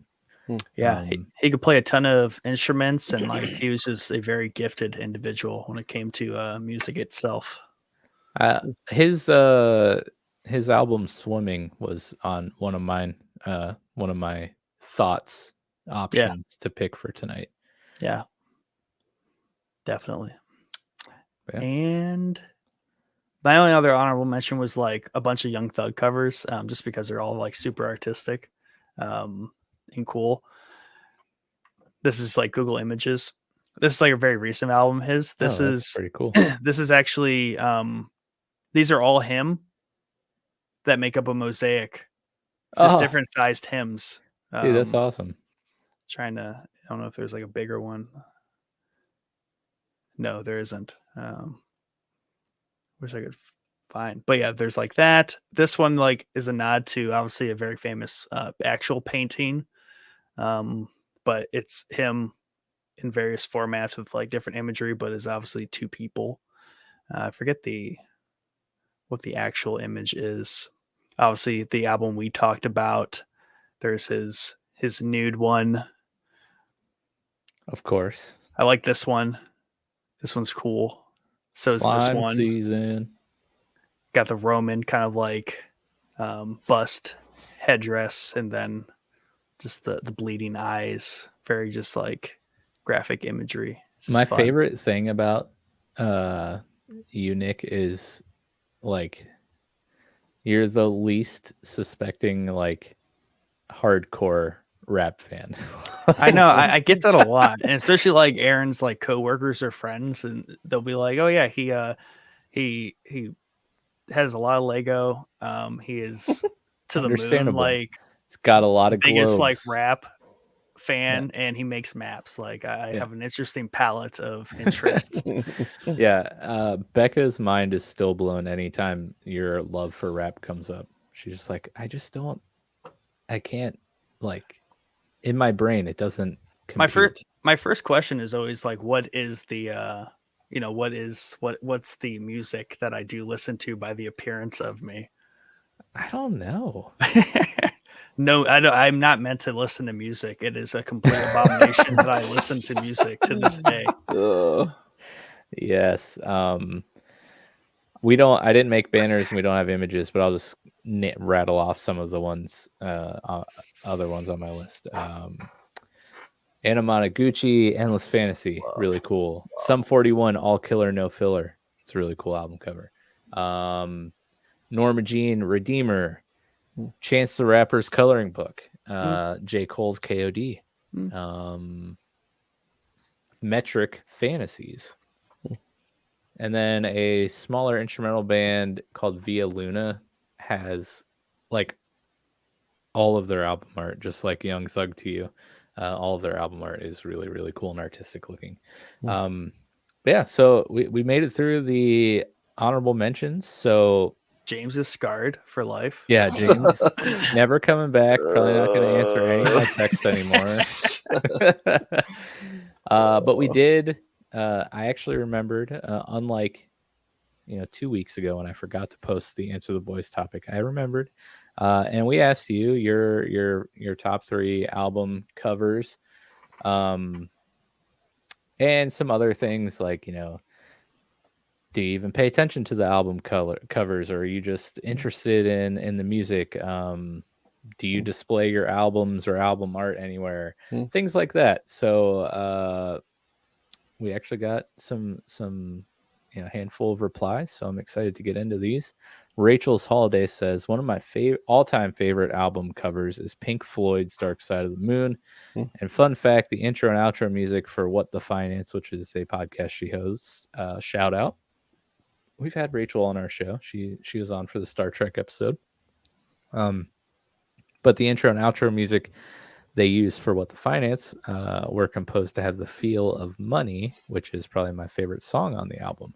Another album cover that is definitely memorable, although I'm not sure I would call it good, is Paul Overstreet's Love is Strong album. My mom used to listen to a ton of Paul Overstreet when I was a kid, and that album, man, I don't know, definitely evokes some feelings. Can't say I'm familiar, but due to your endorsement, I will probably continue to not be familiar with Paul Overstreet's album Love Is Strong. Yeah, I think Pink Floyd also has many, many iconic album covers. And I didn't even think of that. I did consider Pink Floyd. I think after seeing your guys' ideas, I'm just like, man, there's other things I throw out there now, but well, okay. I think there's enough that there could definitely be a part 2 of this. Yeah, I know it's not good. Underfunded Scientist says 21 Pilots self-titled album, probably my favorite album and album art simultaneously. Yeah. I have another friend who's really into 21 Pilots. 21. Bulletin Ben, another podcast host. He hosts a podcast called Play Along Podcast. They're really good. Talked about them a few times. Jared from their show was on our Pokemon Legends Arceus episode. Go check that out, and go check out Play Along Podcast. He, in reply to Underfunded Scientists, great band, great album, and amazing cover. I'll be honest, I don't pay much attention to covers, but I can list some favorite albums, which I'll take those too. 21 Pilots Vessel, Linkin Park Hybrid Theory. That album, the Hybrid Theory, actually does have a pretty cool album cover. Yeah, it does. Actually, oh man, go ahead. I was just gonna say it's like that album and POD Satellite were the first 2 CDs I ever bought, and I have very fond memories of both of those albums. And like back when I was in high school, my sister was in gymnastics, and if you're familiar with gymnastics at all, the meets are like 5 hours long, basically last like all day. The meets. So, and they're like all over the place. Like I've been to so many places in Ohio because of her gymnastics meets, and she was really good and would always qualify for the national competitions and stuff, and those were always held in a different place in the United States every year. So like we went to Philly one year, we went to Savannah one year, we went to Niagara Falls one year. They were just like we went all over the place. But what I would do is I would have my little CD player, Linkin Park and POD, and I would just wander around. A lot of them were in YMCAs or something, so I just wander around the building, listening to those 2 CDs and playing assorted Pokemon games on my Game Boy Color or Game Boy Advance. Yeah, there you go. And honestly, some good memories.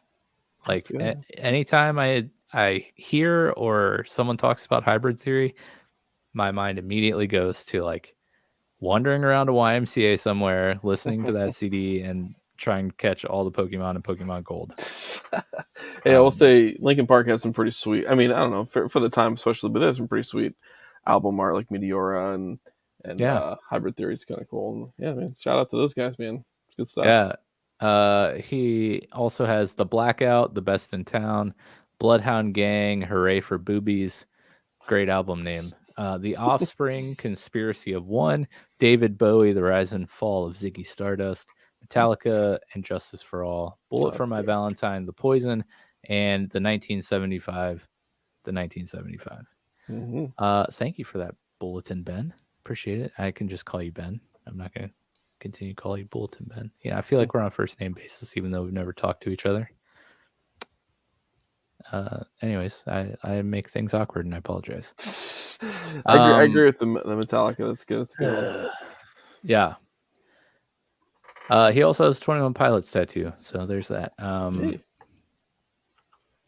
Let's see. Cozy Contagion says pretty much all the White Zombie albums. Rob Zombie's Past, Present, Future album, 9 Inch Nails, Ad Violence, Rage Against the Machine, 1992 album, Suicide Silence, Cleansing, and Korn, See You on the Other Side. Yeah, I was gonna say Korn has some really good, really provocative imagery, upsetting. very upset. They're just like, hey, you want to think about child molestation and murder? Yeah, all Really? the fun things. That's Yeah. cozy. He's super unsettling like that. I know. I don't know this guy, but just from his Discord picture, which is Mike Myers, and the different comments and stuff that he's had on our episodes. I mean, he's like a big horror fan. I am not surprised one bit by what he put in here. Yeah, Nine Inch Nails has some good stuff too. I could totally see it. I'm Which Korn album is it that is like the girl doing hopscotch like off the cliff or whatever? That one. That's the one. See You on the Other Side. I believe Nice, so. nice. Or well, no, that one's. I'm gonna look that one up. That's Ugly Kid Joe Cross said, "Dark Side of the Moon, Master of Puppets, Abbey Road." But he Follow later Leader. Master of follow the Puppets. leader. Follow That's the Leader. one. But he later, live on air, recanted his decision. We'll get to soon. Biosiv, he says, oh yeah, it was one of Biosiv's. Korn, Follow the Leader. And he gave reasons for each one, which I love. And he included images of each one. So like, dude, this might be the best reply to the Answer the Boys. Oh yeah. But he says, which can we just do? Can we just have a moment of silence for OG BB-8? I miss you, Bianca. I miss your Answer the Boys replies. Speaking of great replies, she always had some top tier, the most well thought out, detailed replies. All I can say is we miss you around here, and we hope your life gets less crazy so you can be around more. Anyways, sorry, thanks for letting me have my moment there. But he says Korn Follow the Leader. His reason is nostalgia. It reminds me of Falling Up by Shel Silverstein. The album art was created by Todd McFarlane, artist for the Amazing Spider-Man comics. I did not know that. That's very interesting. But yeah, that anytime I think of Korn, that's the image that pops in my head, is that album cover. Yeah, it's really good. He has Tool Lateralis. The album covers clear plastic sheets. Each page adds parts like bones, muscles, vascular system, and that makes up the whole body for the cover. I do remember that, and physical album art was lost. And Tool always had like really cool imagery in all their stuff. Oh, they did. Someone mentioned Master of Puppets, by the way. That's one of the best. That's amazing. I love that album. The creepy fingers and the strings. Yes, that was Joe Cross. So we'll see. His answer is next. We'll see if he like kept that one or if that's one of the ones he decided to redo. Okay. Excuse me. Biosiv's last is Mindless Self-Indulgence. If the album art was done by, I'm going to mispronounce this, Jonan Vasquez. He was the artist behind Invader Zim and Johnny the Homicidal Maniac. Invader Zim, I love it, and you can definitely see the similarities between the If album cover and the art style of Invader Zim, for sure. Oh, dude, I see Hobo Johnson in here as an emoji. Nick, I love you. That is some high quality Discord server management, adding requested emojis on the fly while we're podcasting live. Heck yeah. That's what I do. Wow. I just don't even know what to say right now. That's awesome. Either of you guys ever see Invader Zim? It's like a cartoon. I think it was Nickelodeon. I've seen the Cartoon Network. I don't remember. Yeah, I've seen like the cover or whatever, like, kind of like the main images or kind of stills of it, but I've never saw the whole thing. It's cool. It's really cool looking. Yeah. And then our last Answer the Boys reply here is from Joe, Ugly Kid Joe Cross. He says, I didn't realize we were talking about art we would actually hang in our homes. Answers changed with little to no research. Andrew WK, I get wet. White Stripes Elephant and Fleetwood Mac. Shout out to the OGs. Fleetwood Mac, mystery to me. Nice. I actually,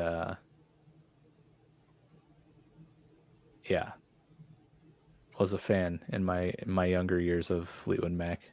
Chains in particular. That song. It's a great song. Top tier. But yeah, that's Boom. That's all we got for you guys. I did not, can I be honest, I did not expect this episode to be 2 hours long. You always underestimate us, Mike. I didn't think we'd be able to talk about album art for 2 hours. That's crazy. Bro, so easy. But we totally did. We totally did. Yeah, you guys have anything else you want or need to get off your chest here? I don't know, man. I will say this has been good, real fun, and I enjoyed talking through this stuff with you guys. And yeah, I think music and art are things that I care a lot about, and I think that I think it's interesting to see like different bands and different kind of like approaches to engaging audience participation, so to speak. And and I just think I thought it was cool, like how I try to gravitate towards my picks, things that you guys wouldn't choose. And I think we all chose very different things. I think that's cool. So that's for sure.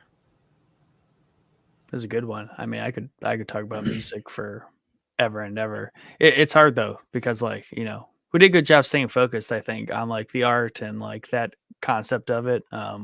Whereas I feel like each of all these albums, I could talk about the music for entire episodes as well. That's like a whole other can of worms, and like nuts. There's so much you can get into when actually like dissecting and analyzing music and songs, and that would be a blast to like really get into. Joe says, thanks, Professor. Hope to see more of you in the future.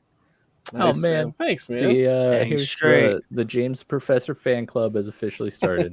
Yeah. That's right. Thanks for coming on, man. It was a blast. Yeah. I mean, we always talk about this kind of stuff all the time, so it's cool to incorporate that into the podcast, and getting to talk about music here was a real treat. Do you have anything you want to plug or anything before we jump out and wrap up? Well, I will say, I've been working over the last several months on trying to get my life to a place where I could do some posting on some music only kind of stuff. I've got some things going on, but we're working towards that. But we talked about this a while back. I'm a professor in Kent State, and I talked about my book here. I talked about jumping on here sometime, and I'll at least plug my book if you're interested in having more meaningful work in the work that you do, having it be a little more meaningful, or kind of understanding yourself a little bit more, or kind of getting into the workforce. If you're kind of in college, high school kind of area, or just you're as an adult, you've been working for a while, you want some encouragement. I wrote a book called Worktopia. It's available on Amazon, and just search Worktopia, James Ferguson. But it's good, quick read. It's fun. It's funny. It's intended to be like quick. Like chapters are just a few pages, and I wrote it mostly for my classes and stuff, and everybody's had a lot of positive reviews. It's real engaging and meant to be kind of a little self-deprecating, also a little bit of fun. There's some Butch Ferguson stories in there. That alone is worth the read. That guy is a legend. Yes, he is. Yeah, Nick, we're in the presence of a renowned author. Did you know that? It's great. Shout out. Yeah. Go check that out for sure. You can also check out the Showboys Patreon page, patreon.com/Showboys podcast. For as little as $1 a month, you can help support the show.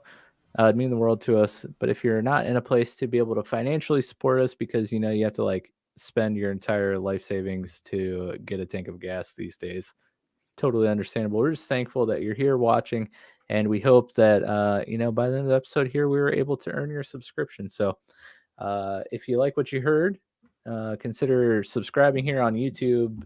You can follow us on the social medias at Showboys Podcast. If you're listening, follow, rate on whatever platform you're listening to, audio only. That would mean the world to us, and help us reach more people and continue to grow. Other than that, we got the newscast on Monday, right, Nick? Yes, we do. And I'm sure somebody, whether it's me or Chad or one of our amazing stream team partners, BioCiv or Peace Love Ames, or even Ugly Kid Joe Cross, somebody will be streaming some sort of video game between now and Monday. So make sure you check those out. You can always get links to their streams in our Discord. We have a streams channel where whoever is streaming, when they go live, they throw their link to their stream in there. So it's a great place to be notified of that, but also stay in touch and up to date with all things Showboys related. It's the best place to communicate with myself or Nick. James is in there. A lot of our lovely listeners are in there, and there's a conversation going on all the time about just about anything you can think of. There's someone to talk to about whatever's on your mind. But who you won't probably be able to talk to in there? Probably Chad. And let's be real. That guy, we're trying so hard. So hard. Link to our Discord is in our episode description. Hope to see you there. Otherwise, you guys have a great night. We'll see you on Monday. In the meantime, enjoy the Showboys theme song. We will see you soon on the other side.